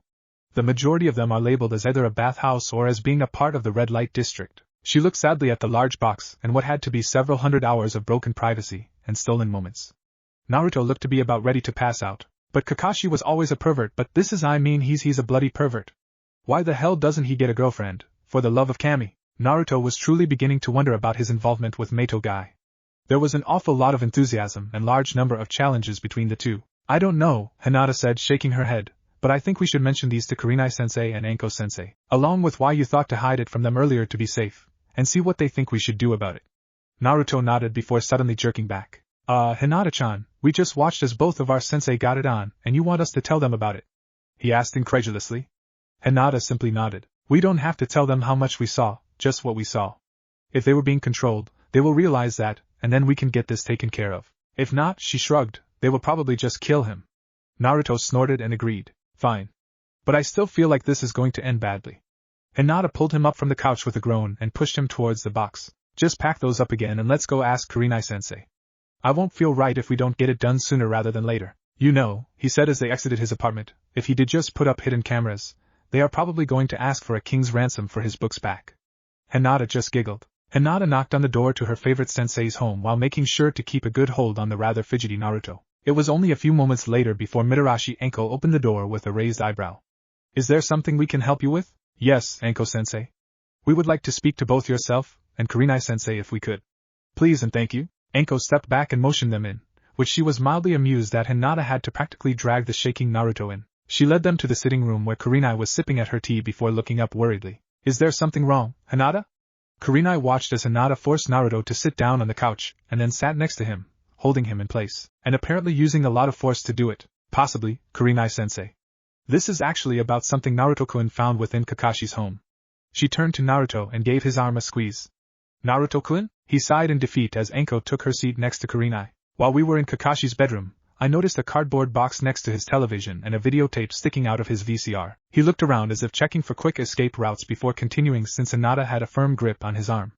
Anyway, I read the tag on it, and it said Anko torturing Kurenai and a time frame. Worried he may have used his Sharingan to make you do something and then forget it, he rushed, not noticing the wide eyes and pale faces of the two women in front of him. I took the tape and the box and sealed them as well so we would have the evidence if needed.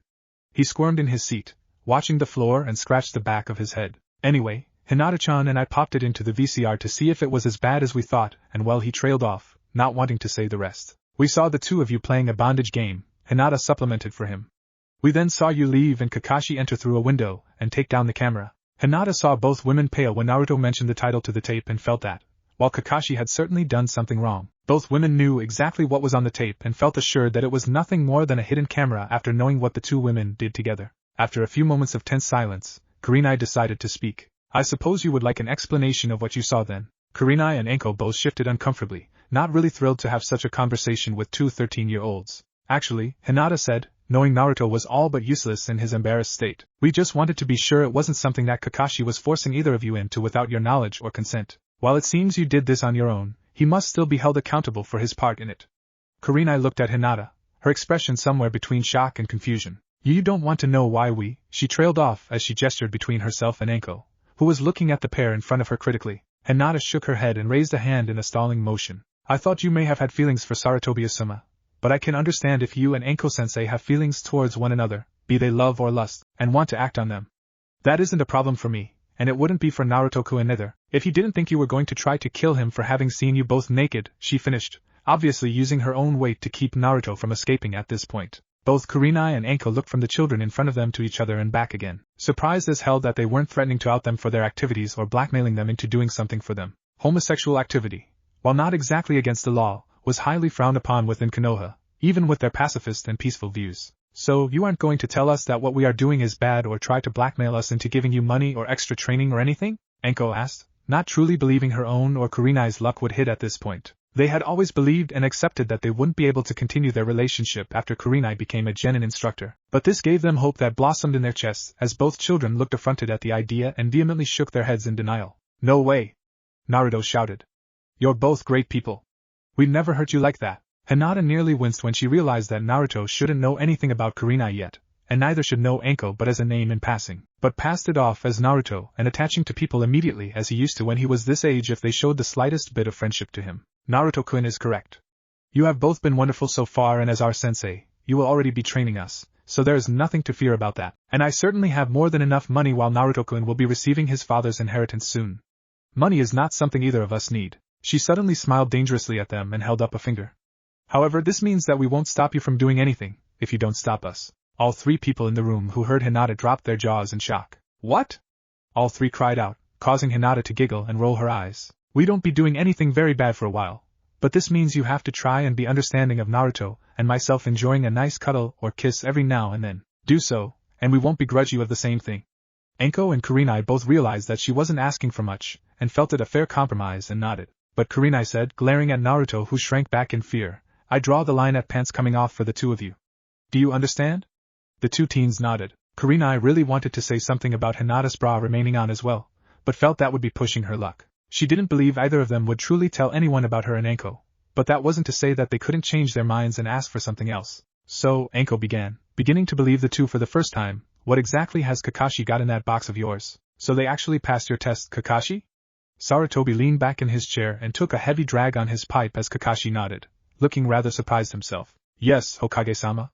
Sakura was already willing to work with Sasuke, but it was the Inuzuka who explained that none of them were strong enough before I even had them split apart for the bells. They still didn't get them, he said, proud over his win against three fresh genin, but they passed the real test while the Inuzuka and his puppy were tied to the post. Sarutobi nodded, pleased before actually taking in what he said. You actually tied up his puppy too? Kakashi seemed to squirm a moment before nodding quickly and his single eye glaring defiantly. The mutt tried to pee on me. He deserved what he got. Sarutobi shook his head and sighed. Very well. I would like you to find Haruno Sakura and send her to me, please. You are to do that before anything else, Kakashi.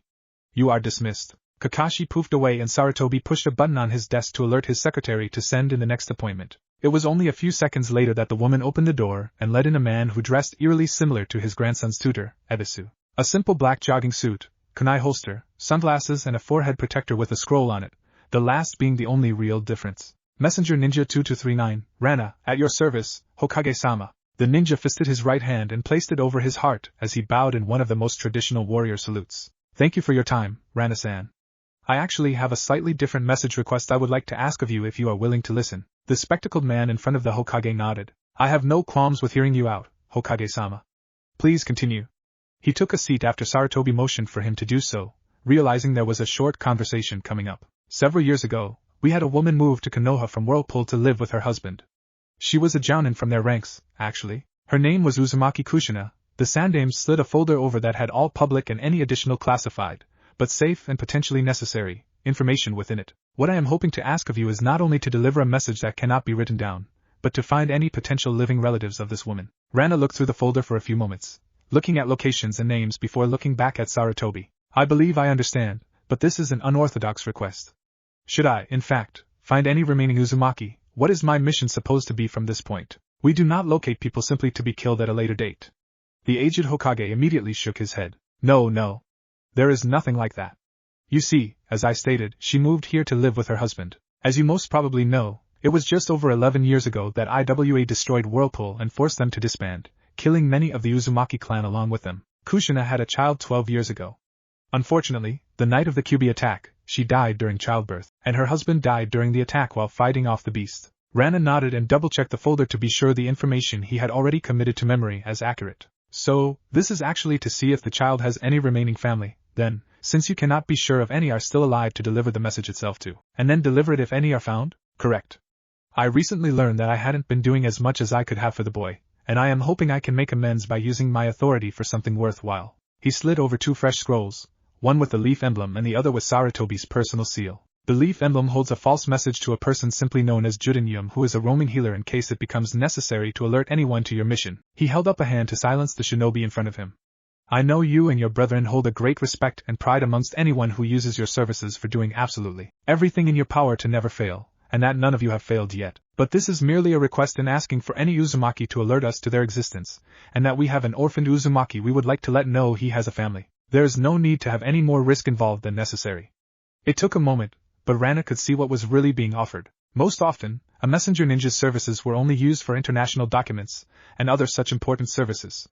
As such, they were high-profile targets. That was one of the reasons they were able to charge so much for their services, and why no one argued their prices with them.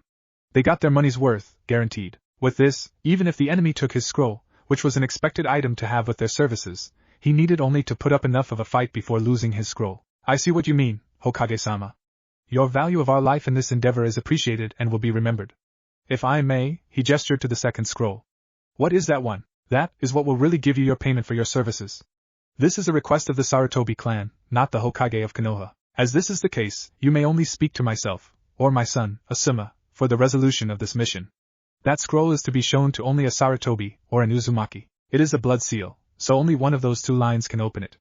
It details exactly what I'm hoping to achieve because of all of this. I know I said that the message couldn't be written down, but this isn't the same part one wished to deliver. Kushina and her husband had several enemies, I am afraid, hence the request being as odd as it is.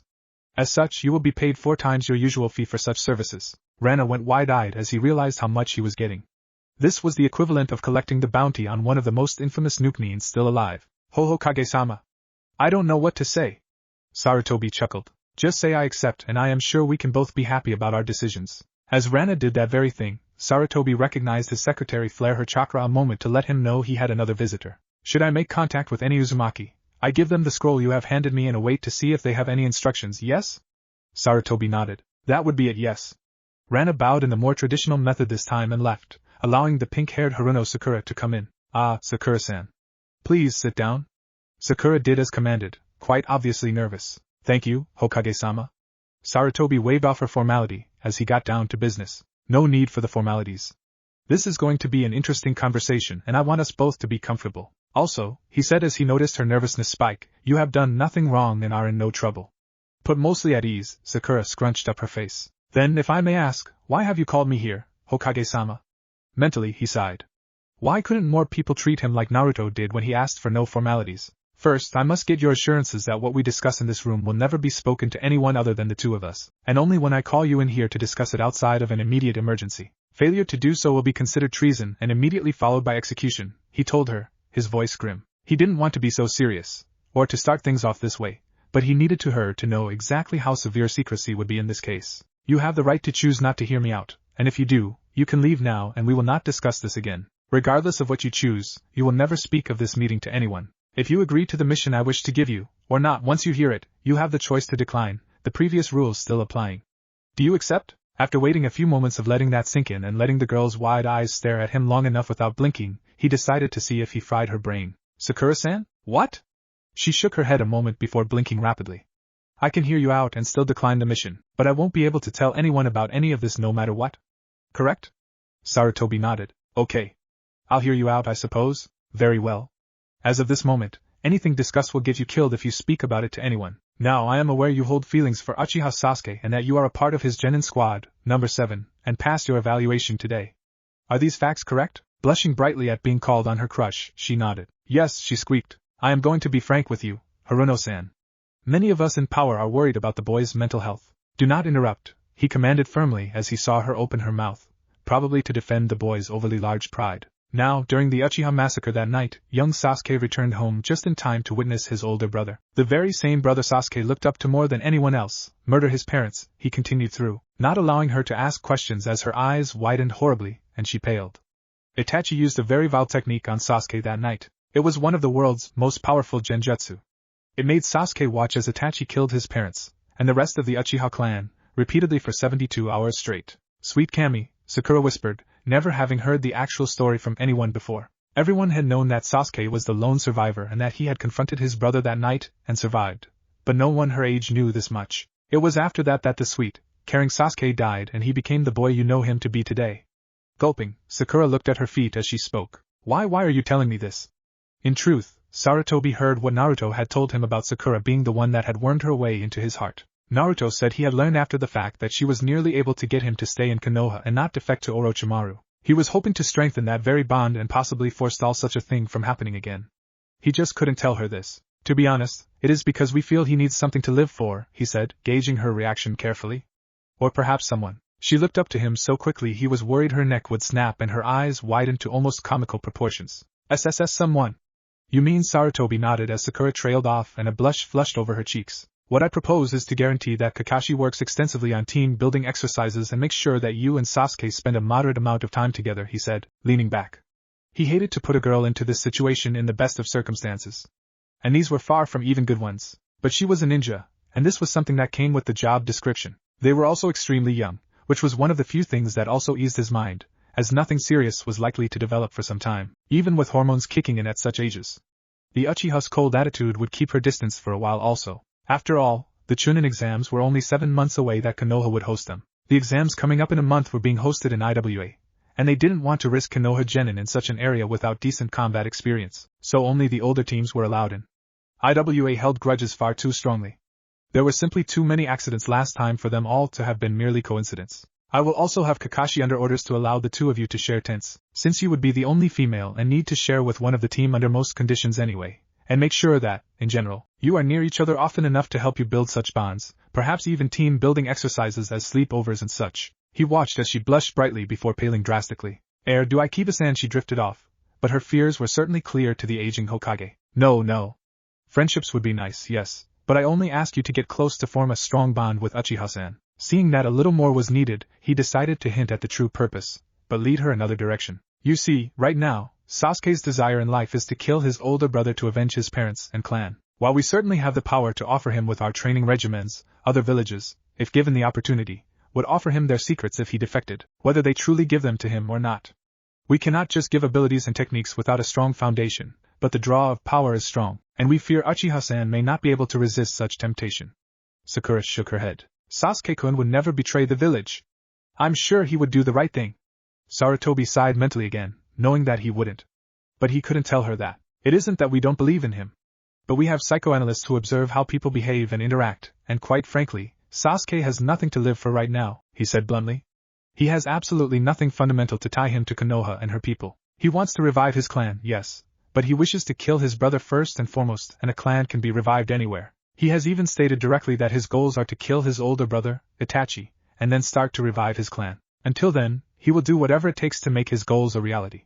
He is a driven man, he said, deciding to play to Sakura's fangirl status. Sasuke will not allow anything to stop him to his path to his goals in life. While we agree to what needs to be done, he does not have the wisdom that age brings with it, or the intricacies of politics that other villages may use. Do you understand? Nodding, Sakura said she did. Yes. Everyone is fallible, after all, she said, staring into space.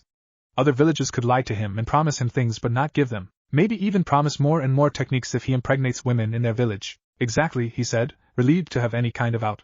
He'd almost forgotten that, even though she was a fangirl, she was a smart fangirl, who would still look beyond getting close to the boy. And we must protect Sasuke when we can. You're right, Sakura agreed. They began to discuss exactly what her goals entailed and when they would start. Through it all, Sarutobi had a nagging feeling that he had forgotten some part of this plan, but thought it through twice again as he spoke with Sakura to be sure he had it all and chalked it up to his unease at using such young children for such games. Even if building these strengthened bonds would be needed to keep the boy's loyalty against the worst enemy, it wouldn't be until months later that he would remember Hinata had told him in a cavalier and offhand manner that Sasuke had killed Sakura once already. Kami-sama, Anko whispered after viewing the contents of the cardboard box from Kakashi's bedroom with the others. She and the others had just viewed a few seconds of the 15th videotape to find they had a very large number of kunoichi caught in compromising positions with their lovers, or in the bathhouses. He's got so much. Several of these are of kunoichi from the A and B unit's bathing hall. Kurenai had her lap full of tapes she had sorted into that very category. That place is supposed to be scanned daily for things like this. I've got some foreign officials, standard populous females and a few more of you and Anko-sensei, Naruto said. He had a stack of black tapes on either side of him. I've also got a ceiling scroll with pictures that seem to have been taken from previous recordings that he saved at proper times. He held up the rolled parchment for emphasis, an annoyed expression on his face. Anko and Kurenai had been so embarrassed by the fact that Naruto and Hinata had seen them doing very explicit things on tape that they hadn't once considered telling the two of them not to help sorting Kakashi's porn archive. And both of them acting like seeing pictures of sex and debauchery of large numbers of people, several of which being people they knew, that the oddities hadn't even seemed too obvious. For the kunoichi alone, we could have him killed by the end of the day if it was leaked out we got these from his apartment. Hinata dumped a handful of tapes that were all similar to those already called out back into the box and discussed. I say we hold on to them as leverage, and make him take down his cameras and change his lifestyle at the very least. Agreed, Kurenai said, putting her own tapes into the box. But we won't be leaving it at that. Interested, Anko looked at her lover and raised an eyebrow. What have you got in mind? Kurenai smiled a smirk that Anko saw nearly every day in the mirror. We have got the village's #1, hyperactive, unpredictable, prankmaster ninja. We release him. Hinata giggled madly as Anko howled in laughter. Naruto himself grinned and decided Kurenai was going to get something special for her birthday. He would just have to figure out when it actually was. It was 6 days later when Kakashi walked into Mariki Barbecue with narrowed eyes as he was commanded in the ransom note. Kakashi had found that his collection of hidden camera tapes had been taken as well, and if the same people who took his books took those tapes, he knew he would be in serious trouble. He looked about as soon as he entered the restaurant carefully. Aside from a couple of people looking at him as he entered as they normally did, no one showed any particular interest in him. Before he could classify each of those eating, a bubbly blonde waitress bounded up to him, catching his attention. Welcome to Mariki's. Will it just be you today? Kakashi's attention was drawn to the girl's bouncing breasts, as she hopped very lightly and carefully in place. Yes, it is. The blonde smiled brightly and turned after beckoning him to follow. Kakashi almost forgot why he was there when he saw the girl's tight pants squeezing what had to be the most perfect bum he had ever seen. It was without conscious thought that he followed the swaying fleshy globes. My name is Naruto, she said, motioning him into the booth and handing him a menu, and I'll be your server today. What would you like to drink? Naruto asked as she clasped her hands together at her waist, squeezing her impressive bust lightly from the sides to keep Kakashi's focus from wandering or letting him get too much time to think. Water for now, please, Kakashi said, being jerked out of his naughty thoughts by her question.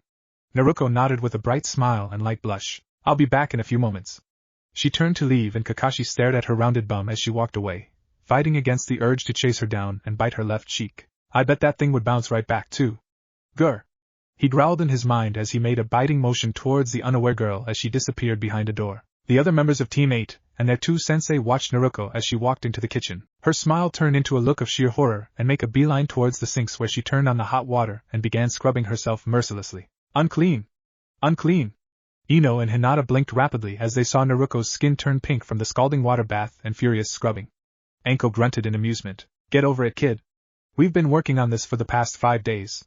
You knew he was gonna leer. Naruto glared at the grinning woman. Whatever. Just get the damned laxatives ready. He's not getting away from this without a few problems.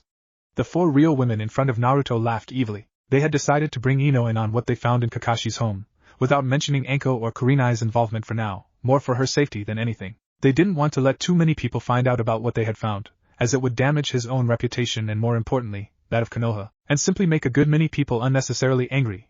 But they didn't want her to be uninformed in case the pervert advanced from being a voyeur. It was a standard method of progress with sexual predators. They could make all the excuses they wanted, but no matter how they tried to explain what they were seeing, he was one, clear and simple. And he wasn't making any apparent plans to get a real girlfriend, so they had no choice but to look at sexual predators in the past. And they always became worse and worse unless something was done to take care of it. It was for that reason that they felt it was best to warn Ino to Kakashi's situation. That, and it allowed them to feed him enough laxative to keep him busy from spying on too many more of Konoha's female populace. Got them all ready, Ino said, extremely proud of herself. She was the one to supply them with horse laxative, something usually restricted due to its strong composition. Naruto smiled sadistically and offered a freshly filled glass of water to Ino to pour the unassuming powder into. Once done, it dissolved almost immediately. Thanks, Ino-chan. Naruto said with a naturally flirtatious smile before turning to Hinata. Hinata-chan, save a couple pints of meat drippings, alright? Obviously confused, but trusting him, she nodded. Alright Naruto, Kurenai said with a mostly hidden grin. Get going. Speedy service and all that. Naruto took a shuddering breath and mentally steeled herself before plastering her fake grin back on and delivering Kakashi his water. Meanwhile, Kurenai turned to Anko with a thoughtful expression on her face. So, tell me again why we're using Naruto and his Oiroke no Jutsu to pull this off. As it is, I'm surprised he has such great control for the henge not to be detected. Anko grinned fiendishly. Because he saw our tape, she said quietly so the other two, currently working on orders couldn't hear. Kurenai snickered softly. Oh. You are bad at. Anko was about to retort when Naruto returned with a slip of paper. Beef yakitori, rare, with a side of rice and egg. Anko clapped quickly, very pleased. Excellent. That won't take but a couple of minutes. We can be out of here right after. They quickly got to work on the order, both Hinata and Ino working on it to get it out quickly and then plated the serving platter with a note pen for Kakashi while Naruto worked the tables so she was not as obvious to Kakashi as an accomplice. Once finished, Naruto walked out of the kitchen with a real grin this time. She walked over to Kakashi and set the platter on the corner of the table, removing each item and setting them next to the pervert leering at her chest until she got to the last item, finding the letter. She feigned surprise at seeing it and looked towards the kitchens before back at the note. Are you Kakashi? Naruto asked, pointing at the note.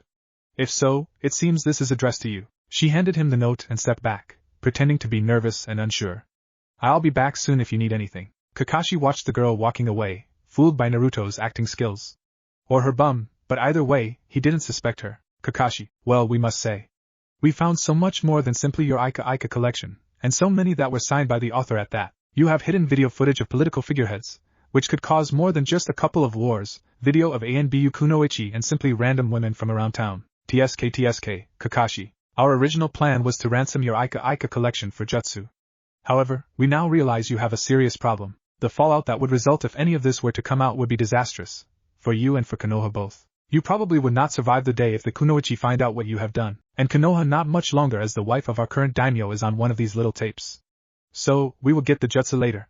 But for now, it's time for an intervention. Unless you want these tapes to go to the Hokage, you will go to Mato Guy and tell him what you have done, and what we are ordering of you. You may even show this letter if you wish, and ask him for help to stop you from this destructive path, and you shall stay on any correctional plan he gives you for at least 5 months.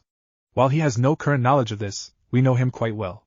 We will find out if you tell him about this, and whether or not you tell him the truth. You will accept his help for 5 months, no matter what he suggests, or we go to the Hokage. You know what will happen if we are forced to take that step. You will lose your team, your ninja status and quite possibly your life for what you have done, especially when you consider the number of pissed off ANBU Kunoichi, yes? You have until tomorrow, noon, to comply or you force our hand. Kakashi's visible eye was as round as it could possibly go, and his hands were shaking horribly. It was only years of service at his job that kept him from relieving himself in the booth where he sat. Whoever these people, he noted it was plural, were, they had him by the dang lies and were squeezing. Oh, it wasn't that he was frightened about them going to the Hokage and warning him of his unlawful exploits. No, what frightened him and was leading to his panic attack was that he had to go to Guy for advice and not only admit to what he had done, but follow his advice after learning about it for 5 whole months. Did these people not know what kind of monster Guy was? He thought everything could be fixed with extreme physical discomfort and a horrible fashion sense. With as much dignity as he could muster, Kakashi began eating his barbecue, not tasting a thing. And he was getting these awful cramps in his abdomen. This just was not his day. As soon as Naruto arrived back in the kitchen, her infectious grin caught on to the rest as she giggled and jerked her thumb over her shoulder where they could see through the closing entrance where the man was clearly shaken to the core and possibly regretting his actions of the past near decade. They did not really think too highly of the latter, as it was not likely, but they could hope. Well, Kurenai said, hopefully Guy can turn Kakashi around and make him stop all of this crap.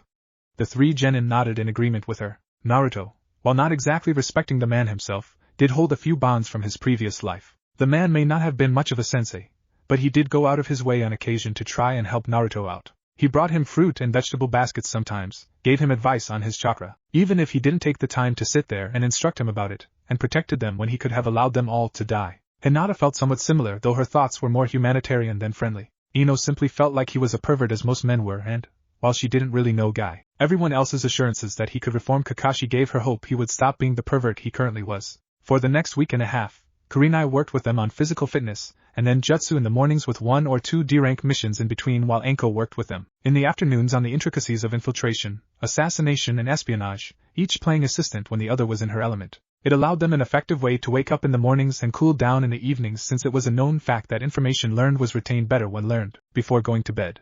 And Ino absolutely loved Anko's flowing form of taijutsu and her quick strikes. A long series of stretches, performed with Hinata who wanted to maintain her flexibility before she showed up in the mornings and as they were discussing their topics before going home or before bed, would soon have her limber enough to perform some of the more advanced techniques if she followed the program diligently. While they learned to load the feudal lord's cat Tora, Anko made things more interesting by laying out in wait to ambush them when they got close enough, and she never used the same tactics, making things difficult for the trio, even though 2 were used to looking out for such things. Anko was a true master of deception and stealth, and she used those abilities to her benefit to conceal herself and plant traps for them, which was a far cry from what the 2 time-traveling genin were used to in the form of ambushes from enemies who relied more on numbers than any real talent. And Anko had every intention of bringing in some of her Yanbiyu friends once they got adept with just her or her and Kurenai. The only real thing that Naruto and Hinata failed to plan for when they decided to hide their abilities was that neither could truly hide certain reactions from jounin who were experienced in gauging their opponent's strengths and weaknesses and watching their surroundings. Hand seals that were partially completed before switching to lower-powered jutsu,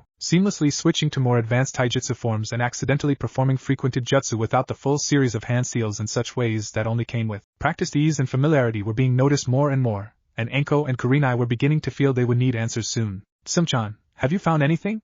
Karen stepped into the clearing in the forest near their village and watched the younger woman shake her head with a frown. Not a thing. Jean and Yamcha have a tendency to go out into the forests, but this is ridiculous.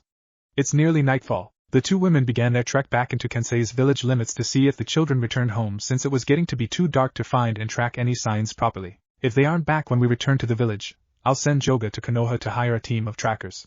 It has already been near a full day since anyone has seen those boys. Karen and Sim both chuckled, knowing the 2 boys loved playing ninja in the forest after their chores were done, but both were equally worried about the 2. They had never been gone for more than a few hours at most, and almost always stayed within sight of the village itself. Several minutes later, they broke through the foliage and saw their husbands and older sons coming in from the fields, so Karen went directly to her husband. Joga, have you seen Jean or Yamcha? The large man frowned and shook his head and responded, his baritone voice rumbling in response. Not since breakfast, love. Is anything wrong? Sim came over with her eldest, June too. No one has seen them, Karen-chan. I've had June too and his friends looking for them for the past 2 hours in town, and they haven't seen them either. Joga sighed deeply and nodded his head. Don't worry. June 2 and I will head out to Konoha and get a tracker. We'll take the horses and should be back before tomorrow night. They may be young, but they know how to hide themselves to keep themselves safe from predators. Both women agreed and hugged the heavily muscled man and helped him prepare while June 2 gathered some food for them to eat on the way since they would be missing dinner. Be sure to send out a search party at first light, he told them as he and June 2 saddled up on the horses, and light a couple of torches at the edge of the forest in case they are able to see the light. We don't want them out there any longer than necessary. The women nodded and watched forlornly as the 2 men left at a canter.